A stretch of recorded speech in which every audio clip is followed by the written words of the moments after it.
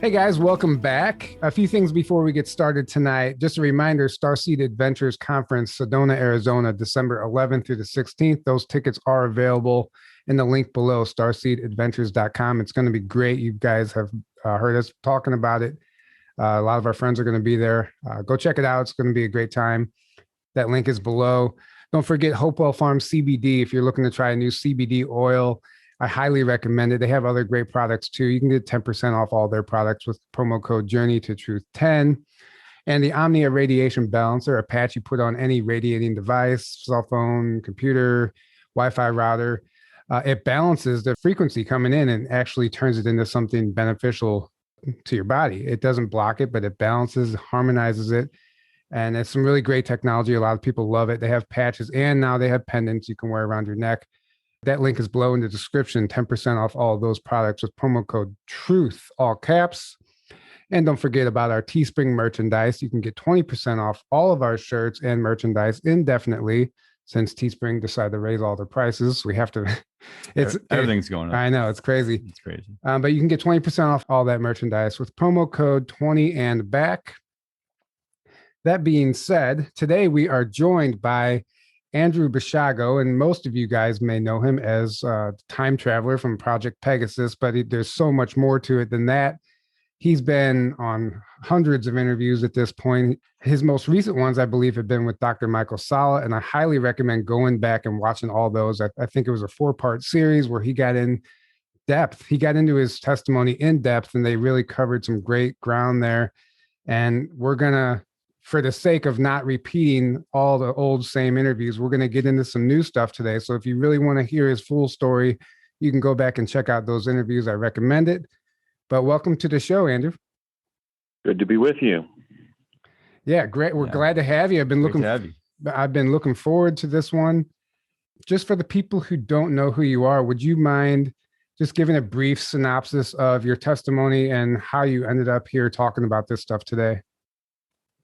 Well, I basically, my standard biography that I'm using now, because I'm 61 and I've lived an accomplished life, but basically what I've been saying is that I'm the American lawyer, admitted to the Washington State Bar Association and the U.S. District Court for the Western District of Washington, writer, media personality, public speaker, and presidential candidate, best known for serving as a U.S. chrononaut in Project Pegasus during the advent of time travel and Project Mars during the advent of interdimensional travel. So I've appeared on national television in 6 countries, on radio in 15 countries, primarily discussing the 2 things that I think were sort of my obligation to impart during my lifetime, because they involved very unusual experiences that I think were actually of historical significance. One was serving in DARPA's Project Pegasus at the inception of time travel. We've had 8 modalities of time travel by 1970, and I was involved in all of them. I was one of the children involved. And in that capacity, a lot happened. I became the American time traveler who went back in time to advise General George Washington in August of 1776 to retreat his troops from New York Harbor, which has always been a historical mystery. I can solve that mystery for David McCullough and other writers about the Revolutionary period by describing what happened, which is that the U.S. government in the 70s sent kids back to advise Washington. That's a true story. Also in that capacity, I became the first American child to Tesla teleport in 1967-68, when I jumped through a Tesla teleporter at the old Curtiss-Wright Aeronautical Company facility in Woodridge, New Jersey, and popped out a few seconds later in Santa Fe, New Mexico. And doing such time travel, I was the first time traveler from the future found in a photograph from the past, because when I was sent to the day Lincoln gave the Gettysburg Address and the location where he gave it, in Gettysburg, Pennsylvania, I was photographed. In fact, it was really a miracle that I was, because something like 95% of Civil War photographs were destroyed after the war when the panes of glass were used for greenhouses and they just faded in the sun. So I'm in Ken and Rick Burns' The Civil War because the U.S. government sent me back to Gettysburg, primarily as a favor or as a treat, kind of a reward for serving well in the project from 1968 to 72. That was in 1972. And I didn't contact Lincoln, but I'm in the so-called Josephine Cobb image of Lincoln at Gettysburg. I'm in the left front foreground of that prominent photograph, and Lincoln is sort of right over my shoulder, right at the back of the photograph, standing on the dais, probably sitting down upon arriving on the dais. Right, and I have that photo. And I served. That's the photo I'm using for the thumbnail for this video, actually, so people can go and check that out. Yeah, that was identified by me, as me, by my father, who had connections as a Defense Department engineer to basically all agencies and departments of the intel community and the military. So that's not disputed. That's been known and identified essentially by CIA since 1972. In fact, when I showed that in a popular American news magazine to my late father, Raymond, at our home in Morris Ponds, New Jersey, I said, "Look, Dad, when you all sent me to Gettysburg, they got a picture of me." And he looked at it as he was reading his Sunday New York Times on his easy chair and kind of pursed his lips and said, "Yep, just don't talk about it." So the U.S. government has known for over 50 years that that is me from 1972 in that famous November 19th, 1863 photograph. And as a result, that is the only photograph in the National Archives of our great country that has been classified. And up until like 2007, it was the only known photograph of Lincoln in Gettysburg on the day he gave the Gettysburg Address there. So that is, I'm not kind of providing some kind of urban legend. I had arrived before I brought all this stuff forward. I had, for example, as a young man at age 25, written for Captain Jacques Cousteau. In fact, I was offered an opportunity to ghostwrite for Captain Cousteau. And I said, no, if I'm going to be in Calypso Log and Calypso Dispatch, I'd rather have my name on my writing, which I ended up doing. At the same time, I was working with the prominent American editor, Norman Cousins, a former speechwriter for President Kennedy. And at the end of that 3-year period of being a colleague of Norman's, he nominated me to be the editor of the Bulletin of the Atomic Scientists at like 25 years of age. Then I went on to go, complete my education at UCLA, go to law school and get my JD at Lewis and Clark Law School in Portland, Oregon. Then I picked up a Master of City and Regional Planning with distinction at Cal Poly SLO. And then as a result of my planning work in California, which was pretty advanced, I did, for example, specific plans for San Luis Obispo County, California, and San Diego County, California. I was sent to Cambridge for a year where I studied land economy under Professor Malcolm John Grant, who is now Sir Malcolm John Grant. And in that capacity, I became the 280th American to graduate from Magdalen College, University of Cambridge, since the year 1428. So I'm just citing those accomplishments just to contextualize the fact that I had arrived professionally long before I came forward. And I was practicing law, as George Norrie on Coast to Coast AM used to always like to say. So I had arrived. There was no reason to make up urban legends or personal stories that were not true. They were true. And I was bringing them forward, because for a number of reasons. One is, as somebody from, graduating from UCLA with a BA in American history, I thought that what I had done was important. For example, the American physicist that my dad and I were working with on Project Pegasus was Dr. Harold M. Agnew, essentially the quintessential Project Manhattan physicist, as well as other people like Dr. Edward Teller, at the Los Alamos National Labs. And I also realized that if we're going to have a world better than what Governor Jerry Brown of California stated, which is, 10 to 12 billion human beings, crawling all over each other like ants in an ant colony, if overpopulation and environmental decline and energy decline really impacts us, I believed that I had a moral obligation to come forward and describe the benefits of Tesla teleportation. Right. So, for example, every year in this country, we lose as many people to accidental death and have as many grievous injuries, 50,000 deaths, 300,000 grievous injuries from automobiles, which is the people that we lost and who were severely injured in all 13 years of the Vietnam War. So I thought, wait a minute, if we can get people around the country and world in seconds rather than many hours, like in commercial passenger planes, we're really going to improve the quality of life for our fellow Americans and other citizens of our world. And we're going to confront the carbon crisis in an intelligent way rather than our sort of restrictive energy trading kind of scam. And so I really felt compelled to come forward, at least on the Tesla teleportation, because I felt we're going to be needing it, and that I was one of the only surviving members of the program that applied it and essentially, reduced it to practice and achieved it. Right. My dad had asked me to tell the story because he said we were involved in something great. So in 1989, a year before his death, he asked me to come forward after his death and tell my immediate family and then tell the world. And that's what I've been doing now for 20 years. Yeah, and we appreciate that. And your recall is incredible. Your memory is incredible. I know a lot of people, like, I can't remember details of like anything that happened in my, like when I was 10, and you have this incredible recall of all that stuff. But I wanted to get into the modalities of time travel that you talk about, the 8 different types. Right. Because I heard you talk about in the past, like I believe the Tesla teleporter or one of them, you could only go back in time. You couldn't go back in time before the machine was invented, or you'd never be able to come back, or something along those lines. Right. But those are things we don't think about. And then there's 8 or 7 different other modalities. And I was just wondering if you could touch on what some of those were.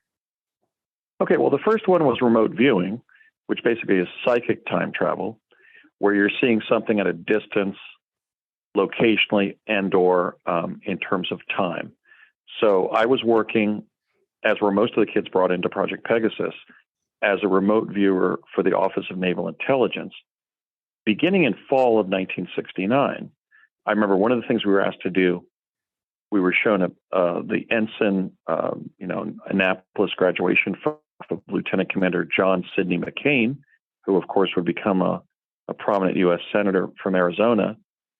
And we were shown his picture when he graduated, and we were shown a photograph from ground view of one of the buildings at the POW compound in Vietnam known as the Hanoi Hilton. And we were asked to go home for a week and dream about where John was being kept by bad people somewhere in the world, and then tell them a week later what we had dreamed about. So that, I believe, was to either blow up the Hanoi Hilton, to either kill Lieutenant Commander McCain or rescue him, because his father, of course, John Sidney McCain Sr., was the commander of the entire Pacific Fleet of the U.S. Navy. So most of us began as remote viewers for the ONI, and we would actually have another lieutenant commander, from Washington, D.C., come to my school, Mount View Road School in Morris Plains, New Jersey, and have us do remote viewing. And that was one of the tasks I remember that we did. And when it was a military task like that, we were never told how right we were. I tried to connect with Senator McCain in 2008 when he was running for president to talk about that, but he just simply was not successful at doing that, unfortunately. But we were, I like to say that all of us began as remote viewers for ONI. We were small, mediums at large. And then we were doing, they were spinning us to induce out-of-body experiences where we had kind of astral time travel. And I remember one time when I got to sort of this physical limit of my ability to go forward out of body, there was kind of like this railroad trestle or bridge. And when I told the lady from DARPA, which of course was working with us, they were handling us when we were in Pegasus as time travelers and doing the experiments on kids. She said to me regarding that weird black sort of railroad bridge that I couldn't get past when I was out of body, "Yes, Andy, others in the program are reporting that. We think it's the infrastructure generating the hologram in which we find ourselves. We're calling it the Matrix.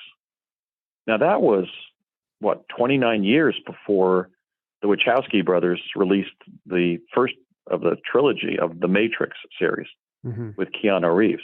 So that's an example of how information and ideas from the intel community and from the military have been dropped in science fiction, films, TV shows, books, short stories, and so forth, even probably to some of today's podcasts, since during and after World War II.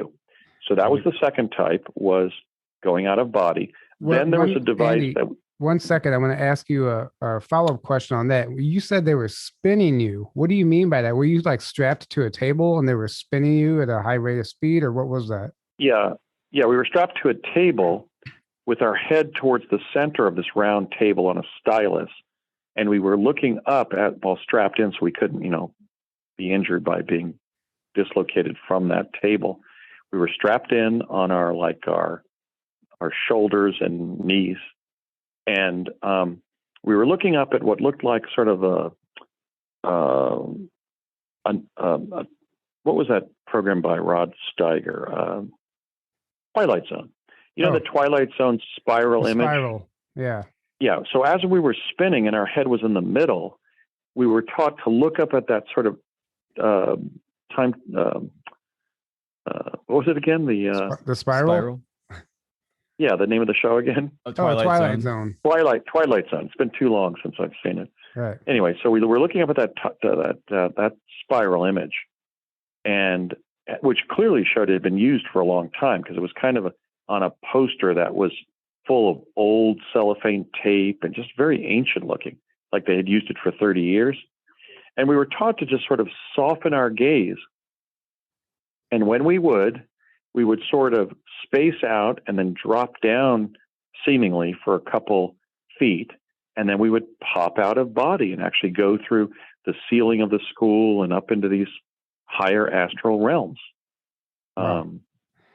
Yeah, and so I've seen it could have been a Twilight Zone image, but I just think it was a weird spiral that they were using for that purpose. And I think I've seen something along those lines depicted in a show or movie at one point, but my memory is not serving me right now. But I definitely think that's been depicted before, and it makes sense. So what was the third modality that you experienced? Well, the third is what's come to be called the Montauk chair. But the Montauk, Project Montauk was launched like 14 or 15 years later, like in 1983, on like the 40-year return from the Philadelphia experiment of 1943, August 12th of 1943. So we were in something being called the chair. It was being set up by this young postdoc at our school named David. It may have been a young Dr. David Lewis Anderson, the time travel authority of today, or one of the major ones. And we would basically be put on this sort of almost like dental chair. And the original one had was kind of Naugahyde orange. And then the second one was kind of this knit brown, gold, and black fabric. But it was basically the same kind of chair you'd sit in at the dentist. And it had kind of a solenoid or a cathode ray tube at our feet that was kind of like on a fish hook that pointed it towards our face. There was kind of a photographer's umbrella above our head. And what that would do would be to kind of space us out, and we would again feel like we were dropping and then going up. But instead of continuing to go up, up, up, up, up, like when we were going out of body, we would start going forward feet first, almost like a luge ride, in sport. And at least that's what it seemed like when I've seen things in more conventional reality. And we would ultimately cross this sort of black, shiny plane, and then we would see something on the horizon, and then it would get closer and closer, and then we would slam into it, and we were entering a subjective moment of our own future, at least possible futures, because I've noticed that some of those things have happened, and I've gotten these weird deja vu experiences where what I saw in the Montauk chair has then played out in real time. And some of the experiences I saw clearly have not happened. But I remember one time, for example, coming back to our main classroom with this young friend of mine, David, in the program. He said to me, like one of those little kids in a William Hamilton cartoon in the New Yorker, of kids. He said, "So who were you this time?" And I turned to him and confidently said, as we're walking along, "I was a lawyer in Seattle." And I mean, I was in New Jersey at that time. I had one uncle living in California.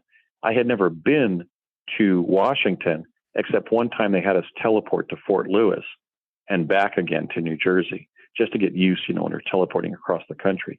I had not vacationed or traveled anywhere to Washington State, which has become my adopted state and where I'm admitted to the federal and state bar. But I was talking about that like in 1970 when I was 9, maybe a year later, 71 when I was 10, at least after September of 71. I don't know exactly the dates on these things, but I do have the order of operations. So that was the third one. And then they started Tesla teleporting us as a group when I and some of the other kids had already done so with our fathers. So beginning like in 69, 70, Jack Pruitt, who would later become the research director of Project Montauk, he was one of the major team leaders for DARPA and for LANL on Project Pegasus. He took us up to Curtiss Wright and explained to us how we're going to be jumping through this elliptical object with radiant energy flowing down across the surface of the two elliptical booms, or armatures as they were called. There would be squiggles of bluish green light at about 3-inch intervals going back and also the other direction, to the right and to the left across that radiant energy. And when we jumped through that energy, which we had to do at least a meter per second to not lose an arm or a leg or be killed, so we trained a lot to leap through the device, the so-called Tesla teleporter or Tesla energetic array. We would find ourselves in this big tunnel that had like an oblate triangular shape. It was almost circular, but it was sort of circular with like 3 sides of the circle, and an oblate triangle rather than a circle, which may relate somehow to Tesla's comments about 3, 6, and 9, sort of the triangular nature of the physical universe. And we would go through that, and, it was sort of holographic. It was kind of bluish white. If we looked to the side, we would sometimes see intervening events, but in several seconds, we would pop out in the New Mexico State Capitol grounds in Santa Fe. In fact, the side of the Baton Memorial Building, where the steps now are. In those years, the steps up into the Baton Memorial Building was on the plaza in front of those buildings when you come in from the parking lot. But now it's over on the right side. Well, that right side of the Baton Memorial Building, where you can walk back and find the NEA building, the National Educational Association, there on the state capitol area of Santa Fe, was where they were trying to put us down. Because I guess they figured that, look, they did say that my dad said to me that they didn't want to do it at LANL because they were afraid that somebody there, such as a KGB spy who had been present at the labs, as they were called, LANL, would see something. So I think that their intent was to allow kids and adults to pop into view via Tesla teleportation, and people would just think, oh, that kid just ran around the corner of that building. And also, if you visit the New Mexico State Capitol in Santa Fe, it's very sort of picturesque and picaresque. It's like every building is from a different era and a different shape and design. So I guess they figured that the Santa Fe State Capitol grounds were such a hodgepodge of unusual buildings that would also help disguise our arrival via teleportation, where we would just pop into view. And when I did my 3 major fact-finding trips in New Mexico in 2003, 4, and 8, I found both children of former employees of the labs, the Los Alamos National Labs, and people, for example, who went to kindergarten in Santa Fe, who saw the children popping into view. And I was saying things to them like, my God, I was one of those kids. Oh, so and my dad took me there. There were actually witnesses. So it seems like the early modalities of time travel were all consciousness related. So you weren't actually physically jumping anywhere until the Tesla teleporter. Well, I don't think it was just consciousness. I think there was a separation of our minds from our bodies. I mean, my interpretation of the relationship between quantum physics and us is that the mind controls the spirit that we have that's eternal and going through a series of incarnations to ultimately ascend to a more advanced reality. Mm-hmm. But the brain controls the body. So I think they were actually calving off the spirit or consciousness from our bodies. So I don't think it was just an induced dreaming or imaginative experience. I think it was literally kind of separating the mind from the body and thereby sending us on spiritual or astral journeys. Certainly, the one achieved by the Montauk chair was kind of a precognitive content from our own lives. And when I asked David, the postdoc there who was setting up the chair, how are we time traveling in this device? Because our bodies aren't going anywhere. They're just staying back here in the chair. And he said, this is like 1969, 70 again. David said to me, like I said, it could have been David Lewis Anderson. He said, we don't know. We have two theories. Either everything that happens to you in your life is in your mind at birth and then plays out during your lifetime, and we're helping trigger that somehow, or what happens is out there in time waves in the physical universe around you, and we're helping you connect with those future experiences.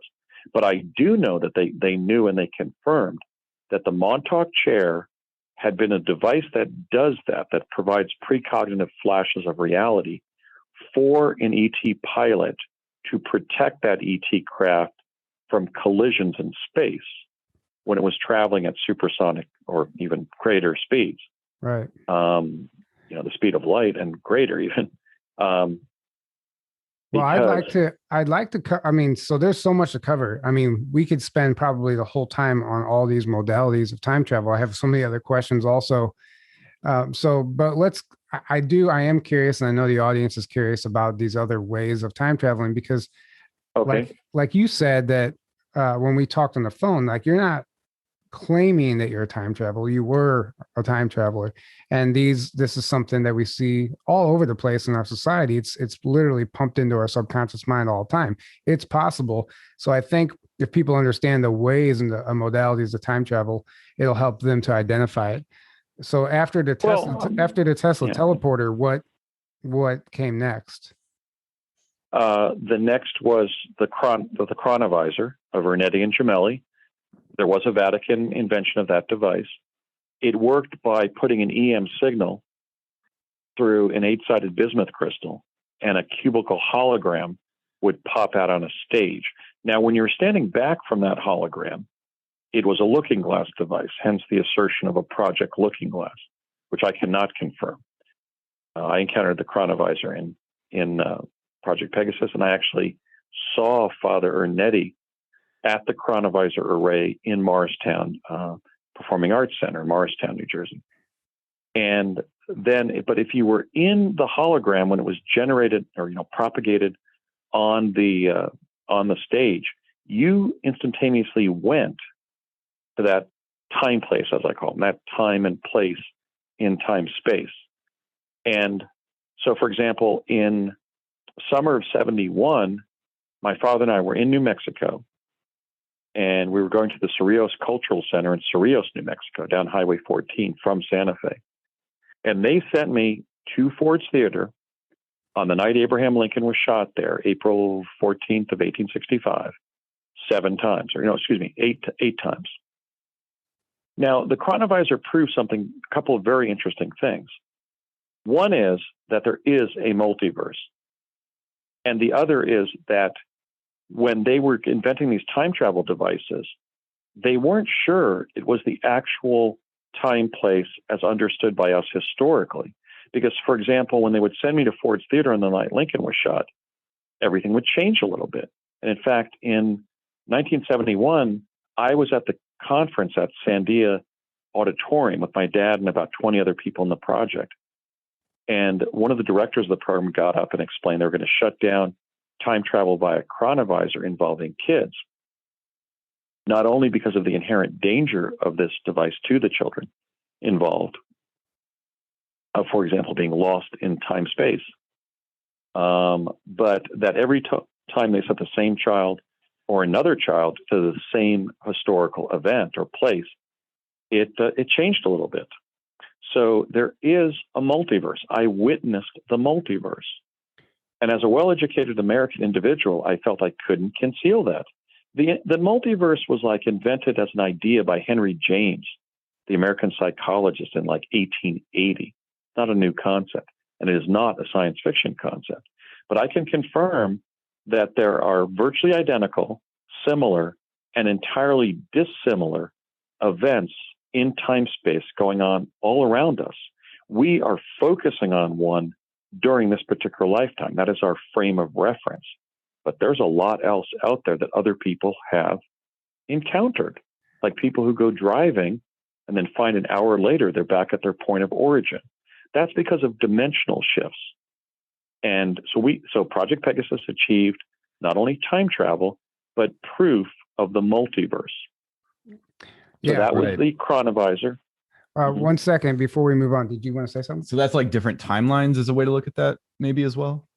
Yeah, timelines, dimensions, where time, places in the multiverse.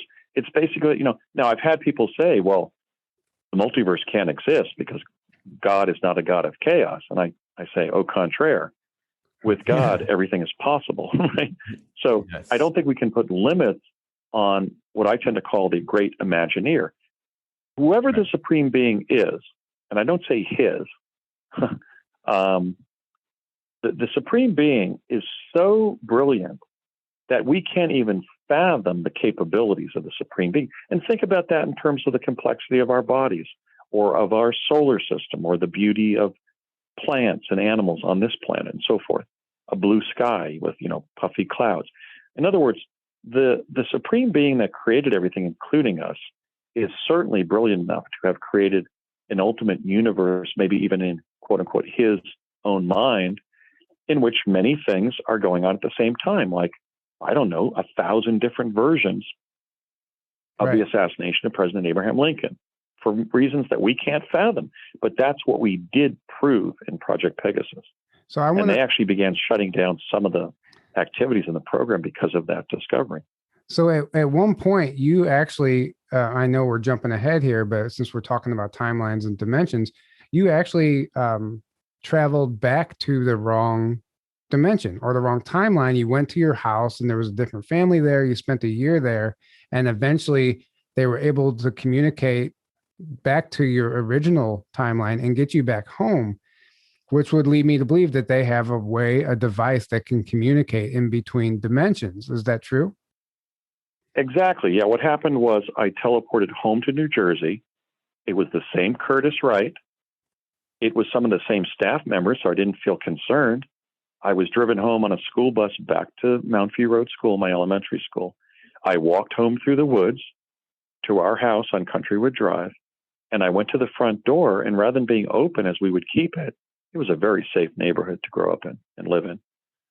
This woman came to the door and said, who are you? And then slammed the door in my face. And then I kept on persisting, and finally she opened the door again. I said, ma'am, this is my house. I don't know who you are. And she said, son, are you serious? And she said, well, why don't you come in and I'll help you figure out what's going on. And I explained to her who I was and what I was involved in. And that woman, who was quite beneficent in my young life, contacted the U.S. government. And about a week later, my dad was contacted at work, and they somehow found what dimension I was in. But it was my house with the same number, not the same furniture, but the same paint on the walls. It looked like the same place, but with different furniture. But it was a woman that I have no idea who she was. She said, this has been your house since you were born in 1961? And I said, yes, ma'am. And I'm not making it up. And she said, it couldn't be. We've had it since blah, blah, blah. So I was living in the downstairs room that we called the rec room, sleeping and eating there for a week, pretty much freaked out. Now, I thought I saw a picture of myself on Jeff Rentz's website with old pictures from the 50s. But, since my parents had bought that house in 1955, maybe that picture on rents.com was me from somebody's life in that house in the 50s. Because Jeff had run a series of pictures from Americana in the 50s, and I was in one of them, but I don't even think I saved it because I didn't think I could prove it was me. Right. It might have just been a kid in pajamas who looked like me from that era in the 60s. So you mentioned... I finally was picked up by this guy and taken somewhere near us, and then I teleported over to Curtis Wright and then back and got home. I got back to our dimension. So you mentioned in one of your interviews that this device to communicate with other dimensions was in Colorado, or did I misunderstand that? Well, when we would jump on with the next device, the Stargate device, which was just a huge teleporter that was like this big squarish anvil-like black thing with all kinds of different electromagnetic connections to it, different devices attached to it. And we would run through this gate in the center of the so-called Stargate. We go up a ramp, run up a ramp, and jump through the center of it, which is about twice the width of a telephone booth, and go through the vortal tunnel that larger teleporter produced for about 30 seconds rather than several seconds. That was used to get us from 1972 to the year 2045, which was selected as a result of the fact that it was 100 years after the beginning of the atomic age, 1945, and Hiroshima and Nagasaki and everything, the Manhattan Project, which many of the guys had worked on, like Agnew, like Teller, and like Colgate, I believe. And we would then have to jump back through a conference room that had a teleporter in it at that building in 2045. But yet we couldn't see it. So we had to learn to literally run hard against a solid wall inside a building to get home. And we would go through a vortal tunnel again for 30 seconds, and we would pop into view at the Lobo Overlook site up Microwave Tower Road in southwest Colorado, immediately west of the Continental Divide sign, so north of Pagosa Springs. And when we did, we knew we were back in 1972. So that means that huge micro tower array there, which we call Montauk Southwest, which is now like 100 huge antennae. Back then it was like 20 minor, like fire type antennas, just basic radio antennas. But now it's this huge facility with massive antennae. And we knew we were back home. So that means they were using emissions of microwave into the known universe to literally pinpoint this location.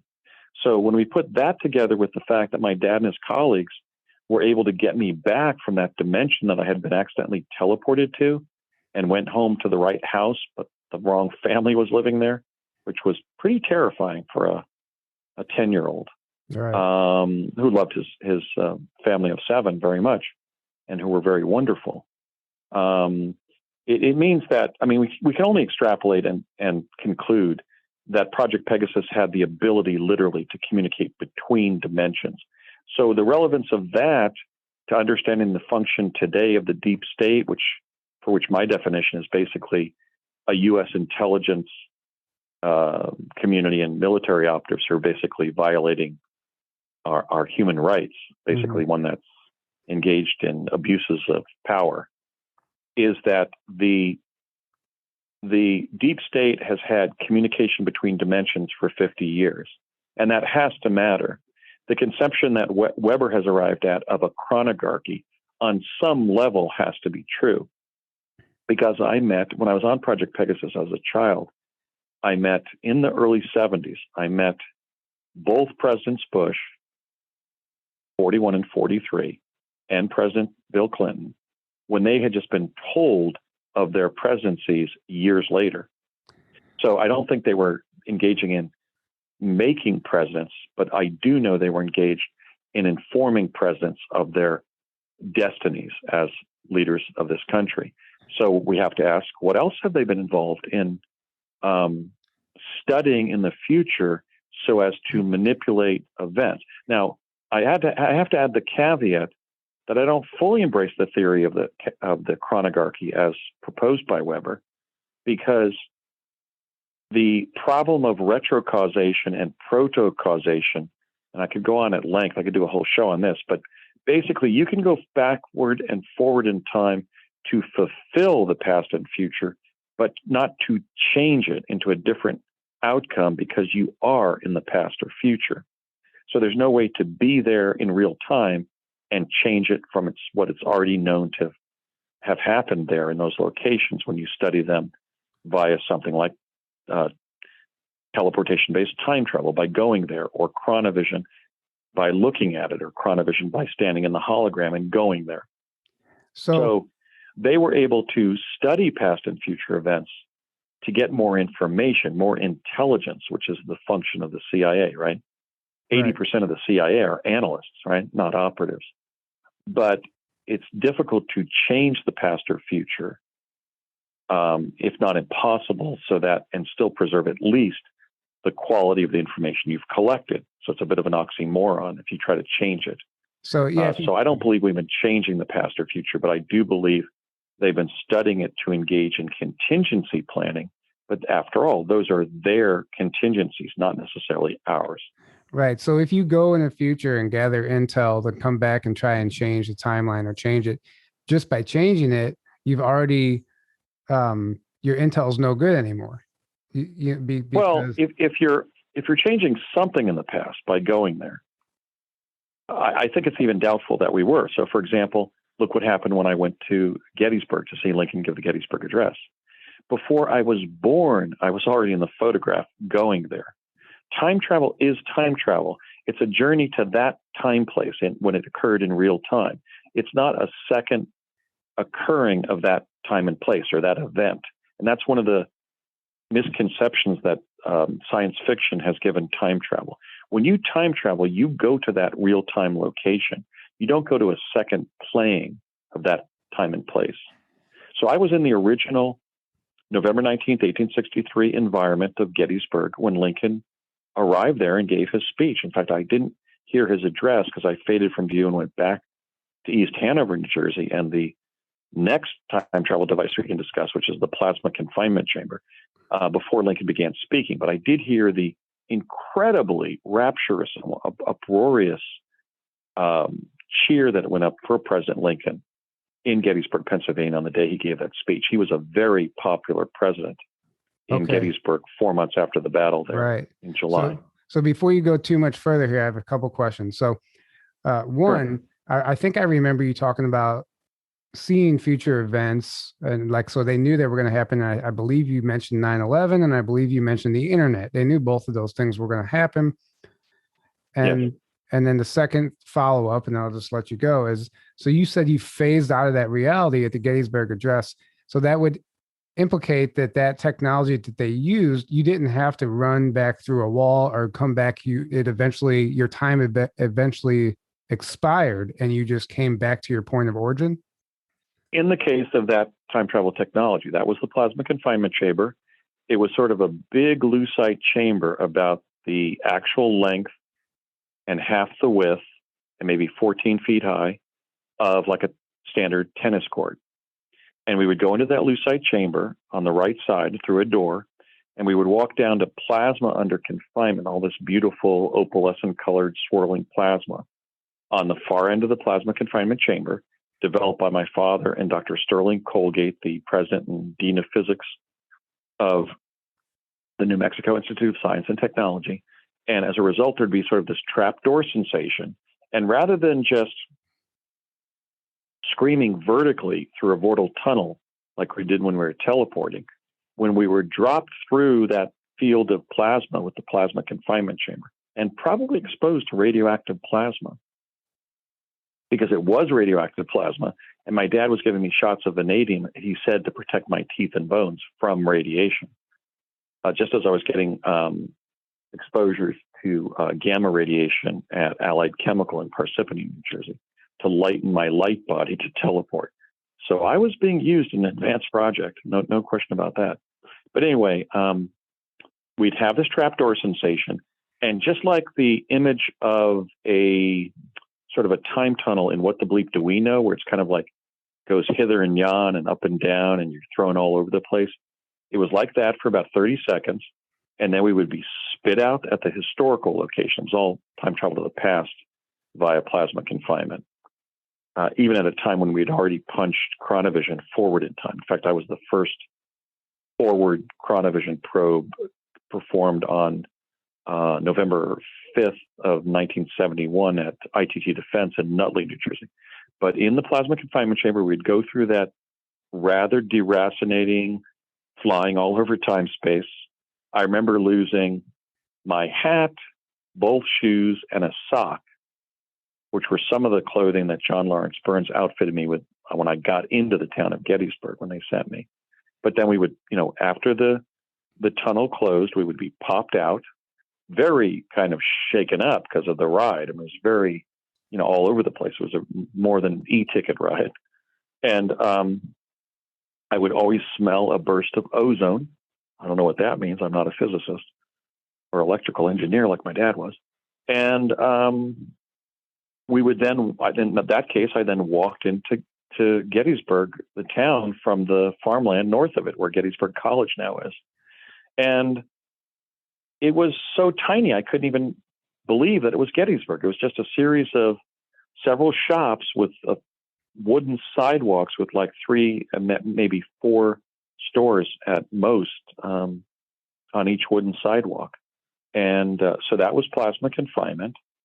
And then there was kind of an aeronautical repositioning chamber that was being used to send things back and forth across the country, that I think they adapted into the arc that we were using to get to Mars 10 years later, under the direction of somebody I met when I was on Project Pegasus, which was the legendary U.S. aviator Howard Hughes. He was a VIP at a luncheon there, and Connie Chavez, my dad's longtime friend from Albuquerque, New Mexico, explained to me who Howard Hughes was. And then I would meet Howard about 10 years later when I saved the life of Bernard Mendez, one of my colleagues on Mars, and Hughes was a friend of Bernie and wanted to meet me. And so Hughes was directing the second program I was in, just like Harold M. Agnew was directing the first classified defense-related research and development I was in. And as an American history major, graduate of UCLA, I really tried to make people understand that, because this was not just some pie-in-the-sky claim that it was Tesla or John von Neumann or whoever. These were essentially 2 of the most advanced physicists in the United States for the post-war era. Agnew, definitely a physicist, and then Howard Hughes, an aviation expert. So it makes perfect sense that 10 years later, Hughes would have become the director for DARPA and CIA and other alphabet agencies of essentially the quantum access device we were using to get to the red planet.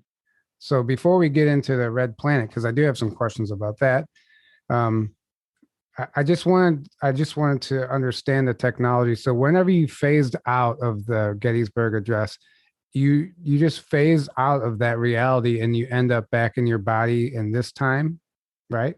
Yeah, we had like a Kundalini sensation, and then you just pop back into view in the plasma confinement chamber in East Hanover, New Jersey, just like with the chronovisor. When that image collapsed, we would pop back into view in a field of scintillation, which John Peers, a physicist here in Washington, explained to me was just the characteristic of certain electromagnetic particles under certain forms of stimulation. So we would pop back into view in the chronovisor stage in New Jersey. The hologram was gone. The stage would still be there. And for about 90 to 100 seconds, we were trained just to sit on the ground and count back from 100, as we would then start seeing the other children in the program start popping into view from that probe as like black body emanations. Right. So those were 2 technologies where we didn't need a return device. The original quantum access method or effect would just wear off. And that was certainly true of chronovision and plasma confinement, but not in the case of teleportation. If we had jumped to New Mexico in 1971 and reached, Santa Fe in 1791, we would have been stuck there because there would have been no Tesla teleporter to get us home. Right. So, So let's talk about the some of the future events that you saw, or I don't know if you saw, but you had heard about the internet and 9/11. Were those two things that, let's just say, intelligence agencies were privy to before they happened? Without question, including Donald Rumsfeld, who was the defense secretaries for President Gerald R. Ford, and George W. Bush. The Americans spend the longest number of days as SecDef, Secretary of Defense. My dad and I had a friendship with Donald Rumsfeld on the program.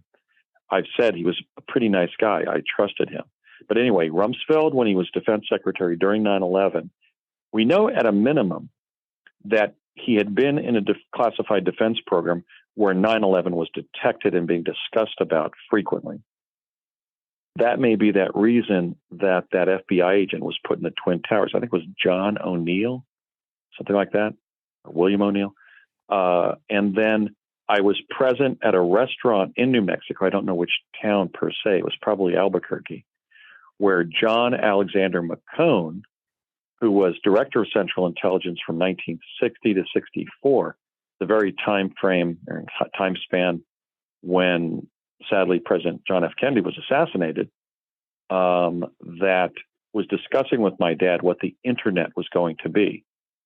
So we know the CIA knew about the advent of the internet, and that bespeaks the possibility that many of these mavens of the digital age, the Steve Jobs and Elon Musks and so forth, could actually be government intelligence operatives that are creating these behemoth companies to sort of keep the digital age under CIA and actually use our emails and so forth to achieve what DARPA began announcing under President George W. Bush, their goal of total information awareness. Remember that special logo they had about 10 years ago, or back during the Bush years, Bush years? I'm not familiar with the DARPA logo, but we definitely know that that's their ultimate goal. Yeah, to have everyone. Well, they actually made this occultic symbol that I at least thought looked occultic for total information awareness as a goal of DARPA. And then one of my Mars astronauts who reached the position of the director of DARPA, Regina Elvira Dugan, came out on behalf of body chipping of human beings as an important advance. So when I ran for president in 2016, one of my 100 proposals was to not allow things that would engage in transhumanist alterations or embellishments or additions to the basic human form divine, as William Blake called it. Right. I was really disturbed by that proposal by Dugan to introduce chipping of human beings. I thought that bespoke numbering people during the Nazi Holocaust against the Jews during World War II and other inhumane historical practices. But anyway, that was what we know the intel community developed with Project Pegasus. And I want everybody to realize that by bringing this forward, I was going against the express instructions of the George W. Bush administration. When I went to New Mexico on my first major fact-finding trip in 2003, June of 2003, I met with a representative of the executive office of President George W. Bush, and he either warned me or threatened me, I think it was the latter, that if I didn't stop investigating, writing about, or talking about the time travel technologies I had contact with in Project Pegasus in the late 60s and early 70s, and then again in the early 80s, 1981 to 84, that they couldn't guarantee my survival. So I went forward with all this to save my life and to also bring the truth forward in the event they were going to kill me. So I am not an agent of the deep state. Right. Yeah, and that's good for you for. Right. And we thank you for that. Thank you. Yes. To be honest, your testimony is one of the most credible that I've heard, if not the most credible. Thank you. Yes. Just because, yeah, I mean, you can't make this stuff up. And the amount of details is incredible also. Let me just jump in briefly again and go a tick back here. Actually, what he said is that I couldn't talk about, write about, or investigate these time travel devices because they remained sensitive, compartmentalized national security secret. So that implies they're still using time travel devices, but also keeping them official state secrets. That's what I just wanted to add to that. Yeah, so rather I know disturbing meeting in 2003. Right, and it makes perfect sense, and we see the evidence of that being covered up. But so what I was going to ask is, okay, so some of these jump rooms are these machines that you were using. I know you've described them being in like an old school gymnasium or in an abandoned building, just basically in plain sight. People would be driving past every day. Maybe it's underground, maybe it's not. But like, where would we find these locations?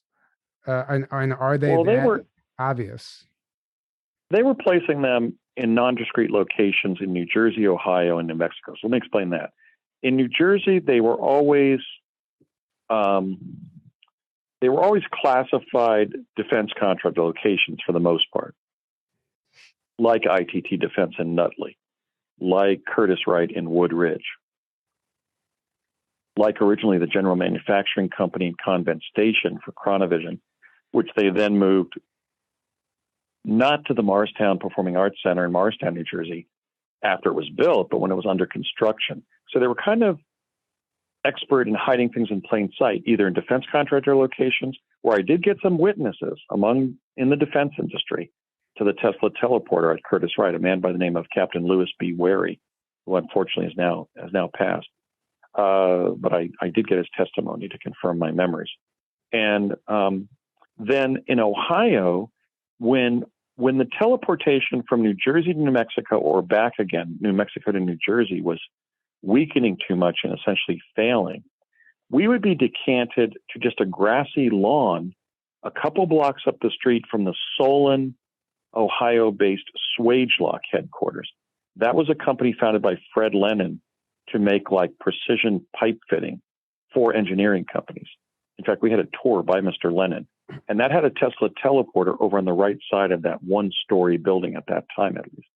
So we would walk down the street from this field and then across an intersection diagonally and then into the Swagelok headquarters. And nobody would say, hey, you're walking here into the Swagelok headquarters, you must be time traveling, because it was just a pipe fitting company working for the DoD. You say, so they were good at that, using nondescript defense contractor locations to disguise very advanced quantum access activities going on. Right.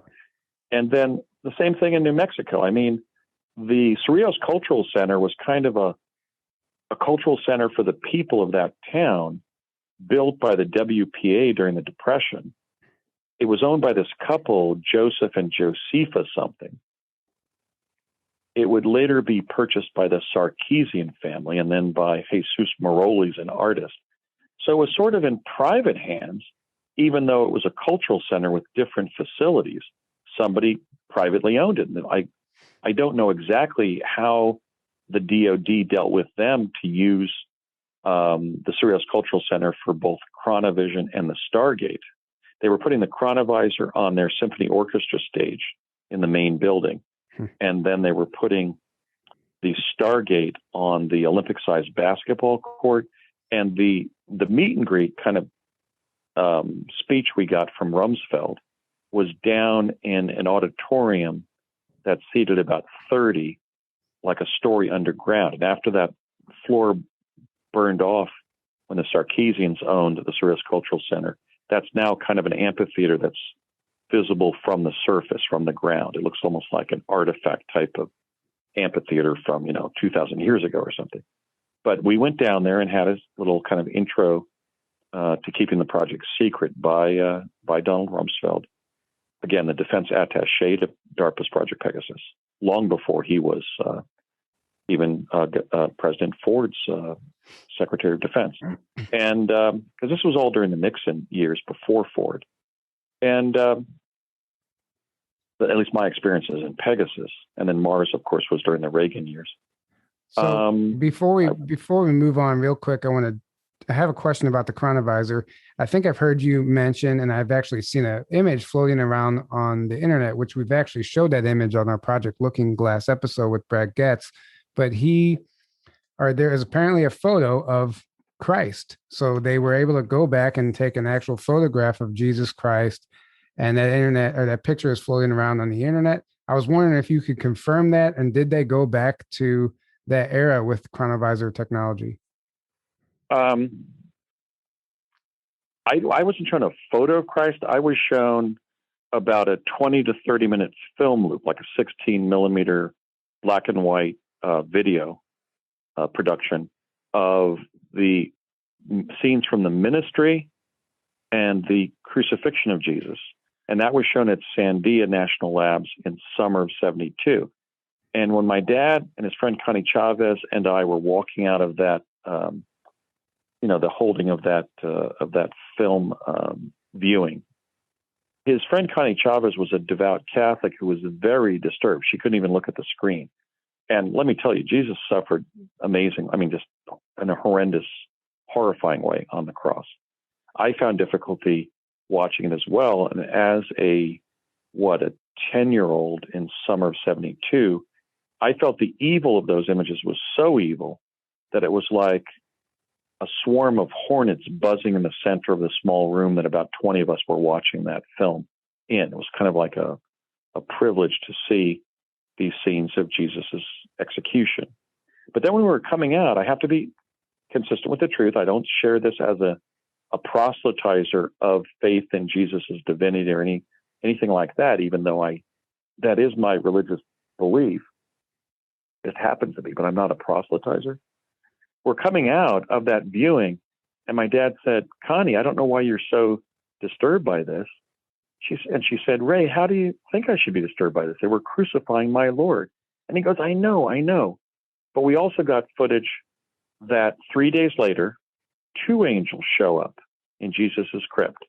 There's a flash of light. He stands up, and the angels help him push the rock away from his crypt. And then all 3 of them walk out. So I've also shared that because that is the truth. My father was a man of truth. He was a devout Roman Catholic, like Connie Chavez. I was being raised as a Roman Catholic as a child who had been baptized as such and was going to confession and church and taking the Eucharist all throughout my childhood. I would later be confirmed as a 13-year-old. So even though I'm no longer a practicing Roman Catholic, I am a non-denominational Christian. And I thought, in a religious spiritual term, what is my obligation with that? And then when I realized that Satanists, skeptics, and secularists were doing things like even denying that Jesus was a person, which is an absolutely ridiculous assertion, because even during Jesus's time, the Hebrew historian Josephus wrote of him, and that's been known by Christologists for centuries and by religionists for centuries, including Christian adherents and just plain historians. Right. And so an assertion, let's say, by a David Icke, who's some of his work I like and appreciate, but when he was trying to say that the Jesus story and the Gospels were fictional novels scripted by the Piso family of Italy, I said, that's absurd. I mean, I saw images of this individual's ministry, death, and heard my dad speak of his resurrection. I thought, well, I have to share this because for some reason, the U.S. government blocked images of Jesus's resurrection. And to the extent that my mentor at UCLA, Norman Cousins, proved that I'm trying to think of my point there, but I do want to add to that. He proved in his book, In God We Trust, that all of our founders and framers, except Benjamin Franklin, were believers in Jesus Christ, not just Christian. They had accepted Jesus Christ as their Lord and Savior, as people often say. In other words, they were born-again Christians. They were Christian evangelicals. And I thought about Norman's book, In God We Trust. I had worked with Norman in 1986, 7, and 8. And I'm talking about decisions I made like in 2000 or so, 2003, 2004 when I came forward. I thought, wait a minute. If I have this reliable statement by my dad that his team at Sandia that summer also recovered images of Jesus of Nazareth resurrection. I have to share that with everybody, so it will either confirm their faith, not on the basis of faith, but video evidence, or it will bring other people to Jesus, just because I think that's the right thing to do. I believe in being Christic. Right. And, like the Dalai Lama, that basically is my religion. My religion is kindness. And so I realized that I was in kind of a moral, not a moral crisis, but a kind of an important event in my life where I thought, well, people will just say Andy's time travel memories are just this clever way to promote an evangelical Christian perspective. No. In every way, everything I've shared has been history. It's been what I experienced. And I've even been accused of being conceited for only sharing my experiences. But no, I'm an experientialist. That's my means when I'm a speaker, a media personality, a lecturer, a writer. So it's a true story. And now, did I see the resurrection as captured? No, but my father did. Well, I do like to add to that. So there's a book you might be interested in called The Thea Uber Prophecy, which talks about Jesus or Christ actually being a being from that planet who incarnated here to do exactly what we know. And they describe exactly that resurrection story, exactly the way you just described it. They describe that as how it was just those beings coming down in their light body and removing him from the site, bringing them back up to their craft and reviving him with their technology and then placing him back down here. You might be interested in reading that book. It's, a lot of people have a lot of issue with that. It's controversial. It's very controversial, but the way you describe that scene is exactly how they described it in that book, which came out in like 89 or 90. But I've never heard of it. I mean, I've heard of Operation Trojan Horse by Benitez, J.J. Right. Benitez, but haven't read it. But that's we can go on and on about that forever. And Law of One talks about Christ was basically a higher dimensional being than incarnate. Other things talk about basically the concept of Christ did exist. He was an incarnated higher dimensional being that came to help the planet, essentially help humanity. Right. So, there's, yeah, and I agree. It's absurd to claim he never existed. I think that's just wishful thinking on a lot of people's, they just don't, for whatever reason, want to believe he existed, but there's too much evidence that he did.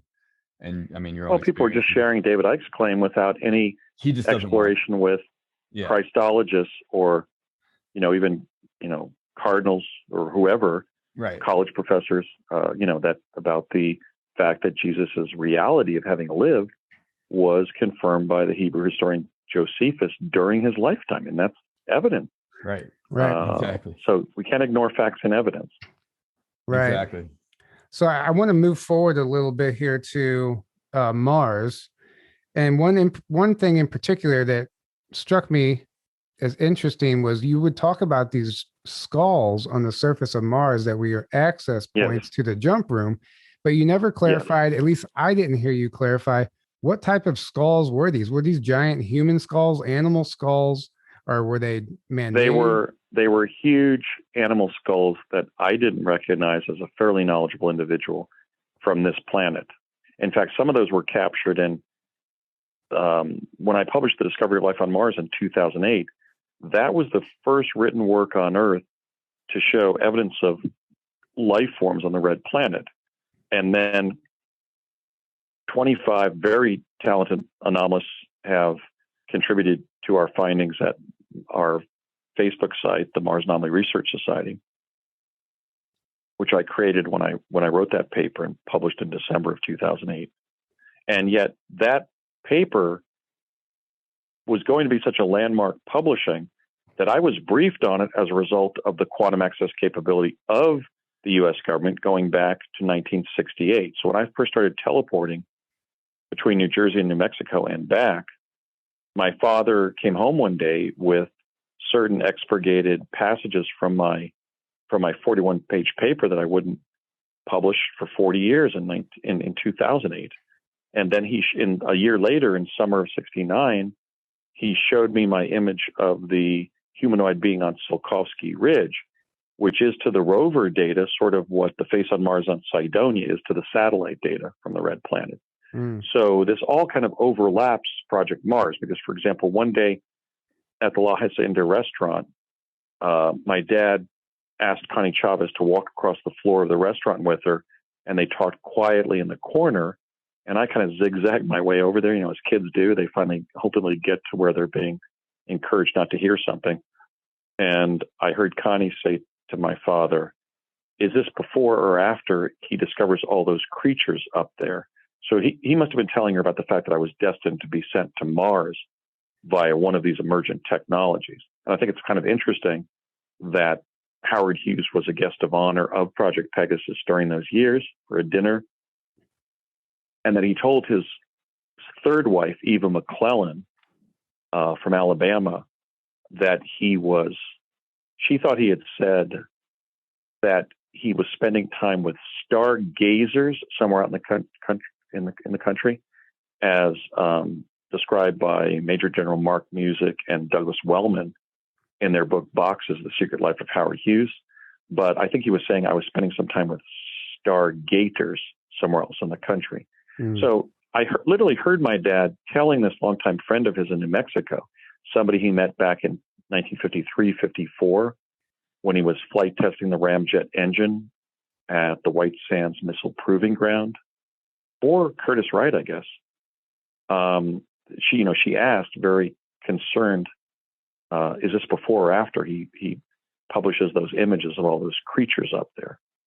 And my dad said before, in fact, long before that. So they knew I was headed for Mars. So the two projects did sort of overlap in my experience, but I think that Project Mars was so different and so focused that it's really debatable whether it was a programmatic element within Project Pegasus.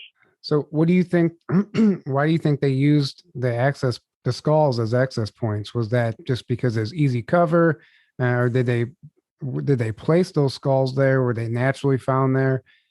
That's very interesting to me, and I'm sure that that would lead to an underground facility, I would imagine. Well, bear in mind that I can only speculate. I went to Mars about 20 times via jump room or space elevator or aeronautical repositioning chamber, or ARC as we shorthand. We're still speculating because Mars is a new terrain. The images are showing us another planet at great depth for the first time. Mars is inhabited. And my guess would be, and I think it's probably going to prove out to be true, but it's just a guess, that the skulls that we were using for the access points to our jump rooms were placed there by the two human, Earthling-sized humanoids on the surface, the Homo martis terris and the Homo martis martis, which means Earth man and woman on Mars and Martian men and women on Mars. They're the ones that are very much like us. And then the sort of the smaller, spindlier ones that are sort of a little bit more freakish than us. And I could go into that if you'd like, but they're living predominantly underground. In fact, Courtney Hunt of the CIA and I were invited by one of that second type, the Homo martis martis, to go down underground into his lair, his residence underground, which was really just sort of a large series of caves with paisley designs on the ceilings, with a lot of pneumatic tubes running like elevators and devices to live underground. And Virginia Olds of the CIA said after I published my paper, you're really on to the truth here. In fact, those two species, which you might not have encountered on Mars in the same place, they actually live cooperatively. The weird thing is I saw 3 of the first type at an air base in New Jersey, but all the ones I saw on Mars were the second type. But anyway, we had a sort of a dog and pony show by one of them of where they were living underground. Now, since there are 2 very lethal and vicious predators on the surface and many other carnivores, Mars has essentially a climax population where all of the land animals basically survive, not by grazing on vegetation, but by devouring each other. There are 2 that are extremely vicious and deadly. One is a reptoid about 16 feet tall with a T-Rex head that looks sort of chicken-like and a velociraptor body with small upper appendages and huge hind legs. but that can run at about 70 miles per hour. I saw one of those kill one of my colleagues on Mars, a 45-year-old gentleman named Bob. I don't have his last name. And another devoured a 16-year-old kid from California named David. But not devoured him, he just bit him on the stomach and killed him. So those are sort of the reptoids that Mars claimants, for instance, Penny Bradley, have claimed, and that we witnessed them. I witnessed them killing two of my colleagues on the surface of Mars. The other type are essentially these insectivoid-like creatures that are about the size of a small garbage truck, have 10 to 12 appendages, and large saber-toothed teeth in the front of their head. And they can just basically slice somebody up, and were.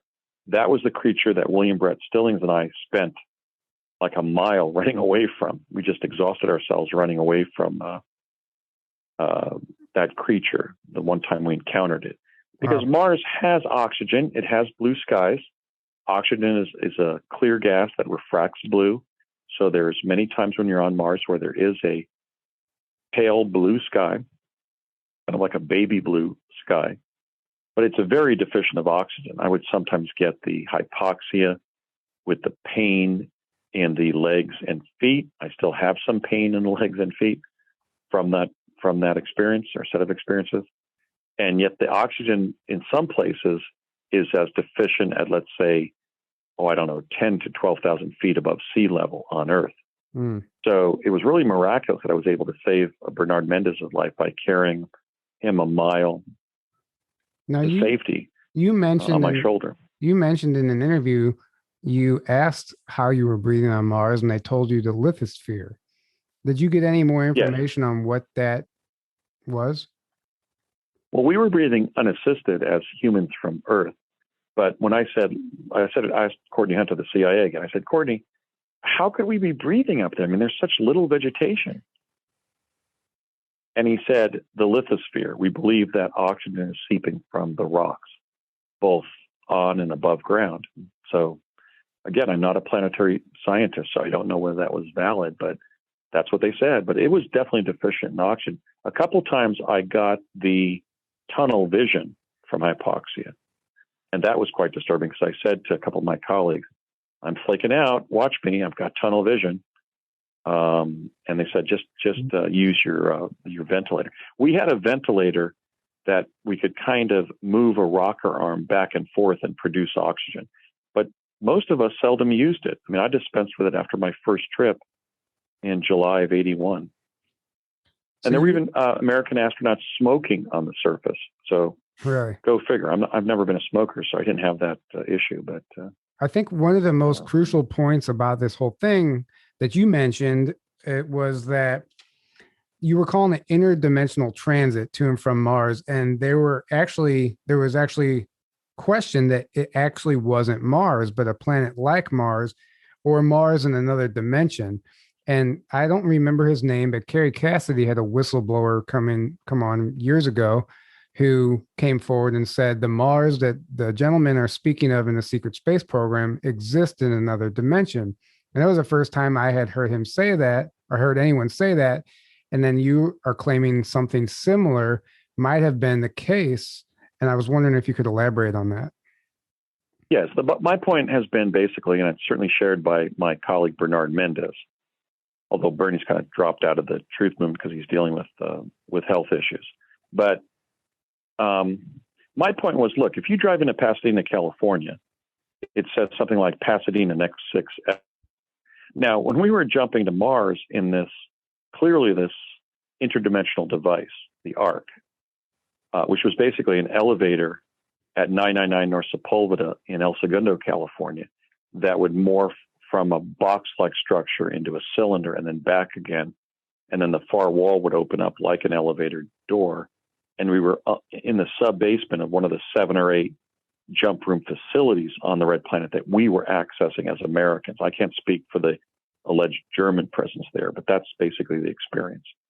We had one jump room facility out of about 7 or 8 that said it was like an underground parking garage that said "Welcome to Mars." But did we know enough about planetary physics to say at the end of the day that we were sure it was Mars? Well, when Bernie and I began comparing notes with some help from William Stillings, we realized, for example, that, wait a minute, if Mars is 40% the volume and hence the mass of Earth, the differential between gravities there should have been 2.5, right? Because 2.5, 4 to 10 is 2.5. 4 goes into 10, 2.5 times, right? Right. So, okay, so I was able to leap, or, to stride the normal male human stride of a healthy young male, 5 foot 10 inches tall, on Earth about 3.5 feet. Like if you're fording a creek or something, and you kind of stride leap over the creek or river or rocks or whatever. Right. But on Mars, I could do at most 4 feet. But if there was a differential of 2.5, my normal 3 foot stride should have been easily 7.5 feet on Mars, but it wasn't. There was also times when we would dig on the surface, when we would hit this thick metal sphere that was under the red planet, and other times, like the time that Hunt and I were invited down to that residence of that second type of Martian, when they were digging underground without any metal spherical layer blocking their egress into an underground location, just like the jump rooms. So we weren't really sure what was sort of on or above the red planet, but some of the data we started collecting from our experiences is, wait a minute, we don't know if this was the Mars up there in the sky sometimes during the year, in our solar system. So it might have been, because it was a quantum access device, it might have been what Bernie Mendez and I named or promoted the idea of a synthetic quantum environment, or artificial planetary holographic domain. In other words, rather than using an advanced interdimensional device to go to the Mars in our solar system, it may have been another form of interdimensional travel. And to that degree, since we had jump rooms in both directions and we wouldn't be trapped like we might with Tesla teleporters on Earth, trapped in the past, we were possibly going to, I don't know, 1 million BC on a Mars-like planetoid in another dimension. We don't know. One thing I added very recently to my analysis of those years is a couple years before I was asked to go to Mars at age 19, about 5 years earlier when I was like 14, several of the books in the Blade fictional series by the author Richard Lord were placed in my closet of my bedroom in California, in my family's home in Chatsworth, California, where I literally drove down to be driven by Courtney Hunt to the CIA down to El Segundo when I first went to Mars on July 7th of 1981. So I have to ask myself, to the extent that in that novel series, which is kind of smattered with a little bit soft porn to kind of interest young males, teenagers or 20-somethings, just a couple like soft porn scenes per novel. But it's basically a science fiction adventure series.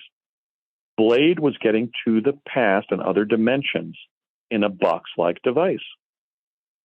So I think that may have been an intentional introduction in my imagination, my mind, to this device that they already had. Because right around that time, when those Blade series books were placed in my closet as a 14, 15-year-old, my dad gave me a picture of as taken by Viking 2. In fact, I ripped it up when I was going to Mars.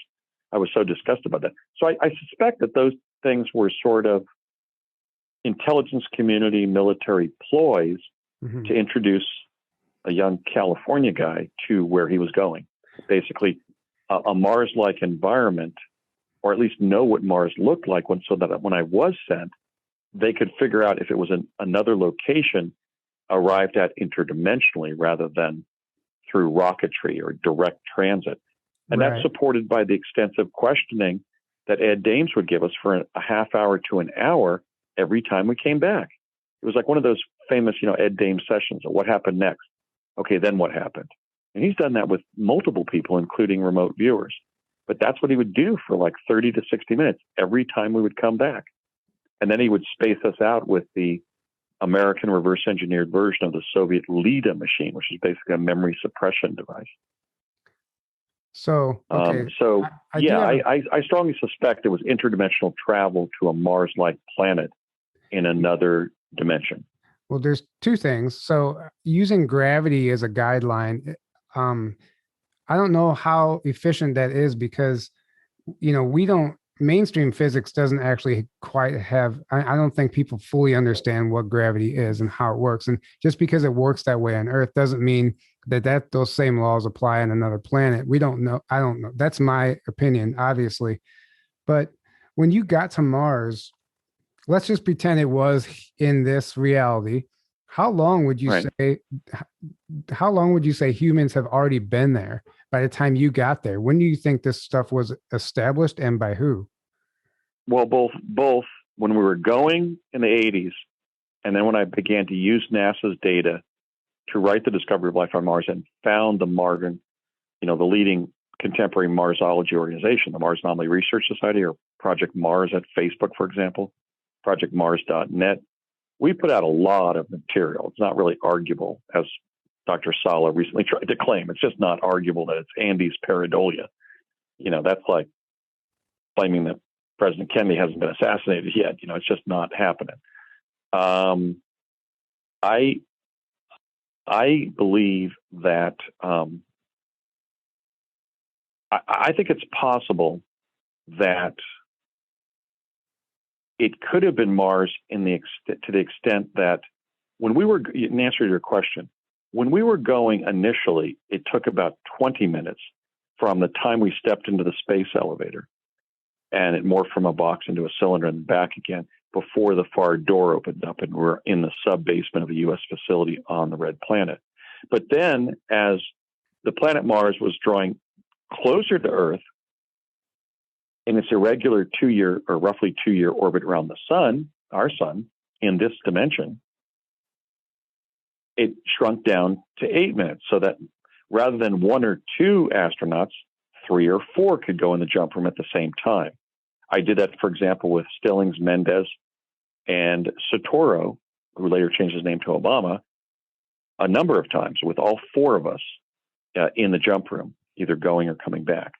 That was only possible because the Mars in our dimension was closer to the Earth.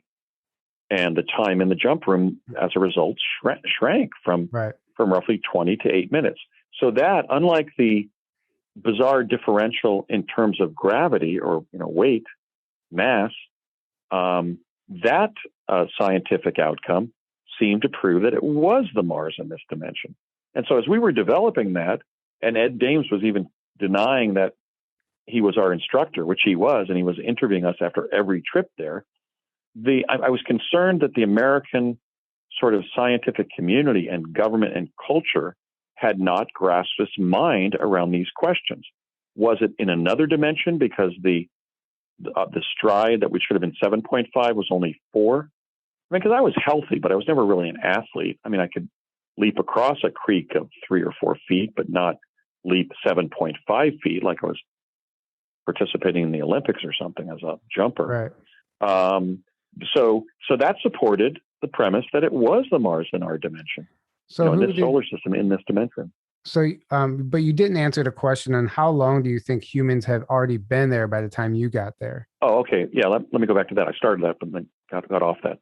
First of all, when we were going there, and then when I wrote that paper, okay, and the later work that all my colleagues have done and I've also contributed to, it was clear that there was a high Egyptian presence on the Martian surface.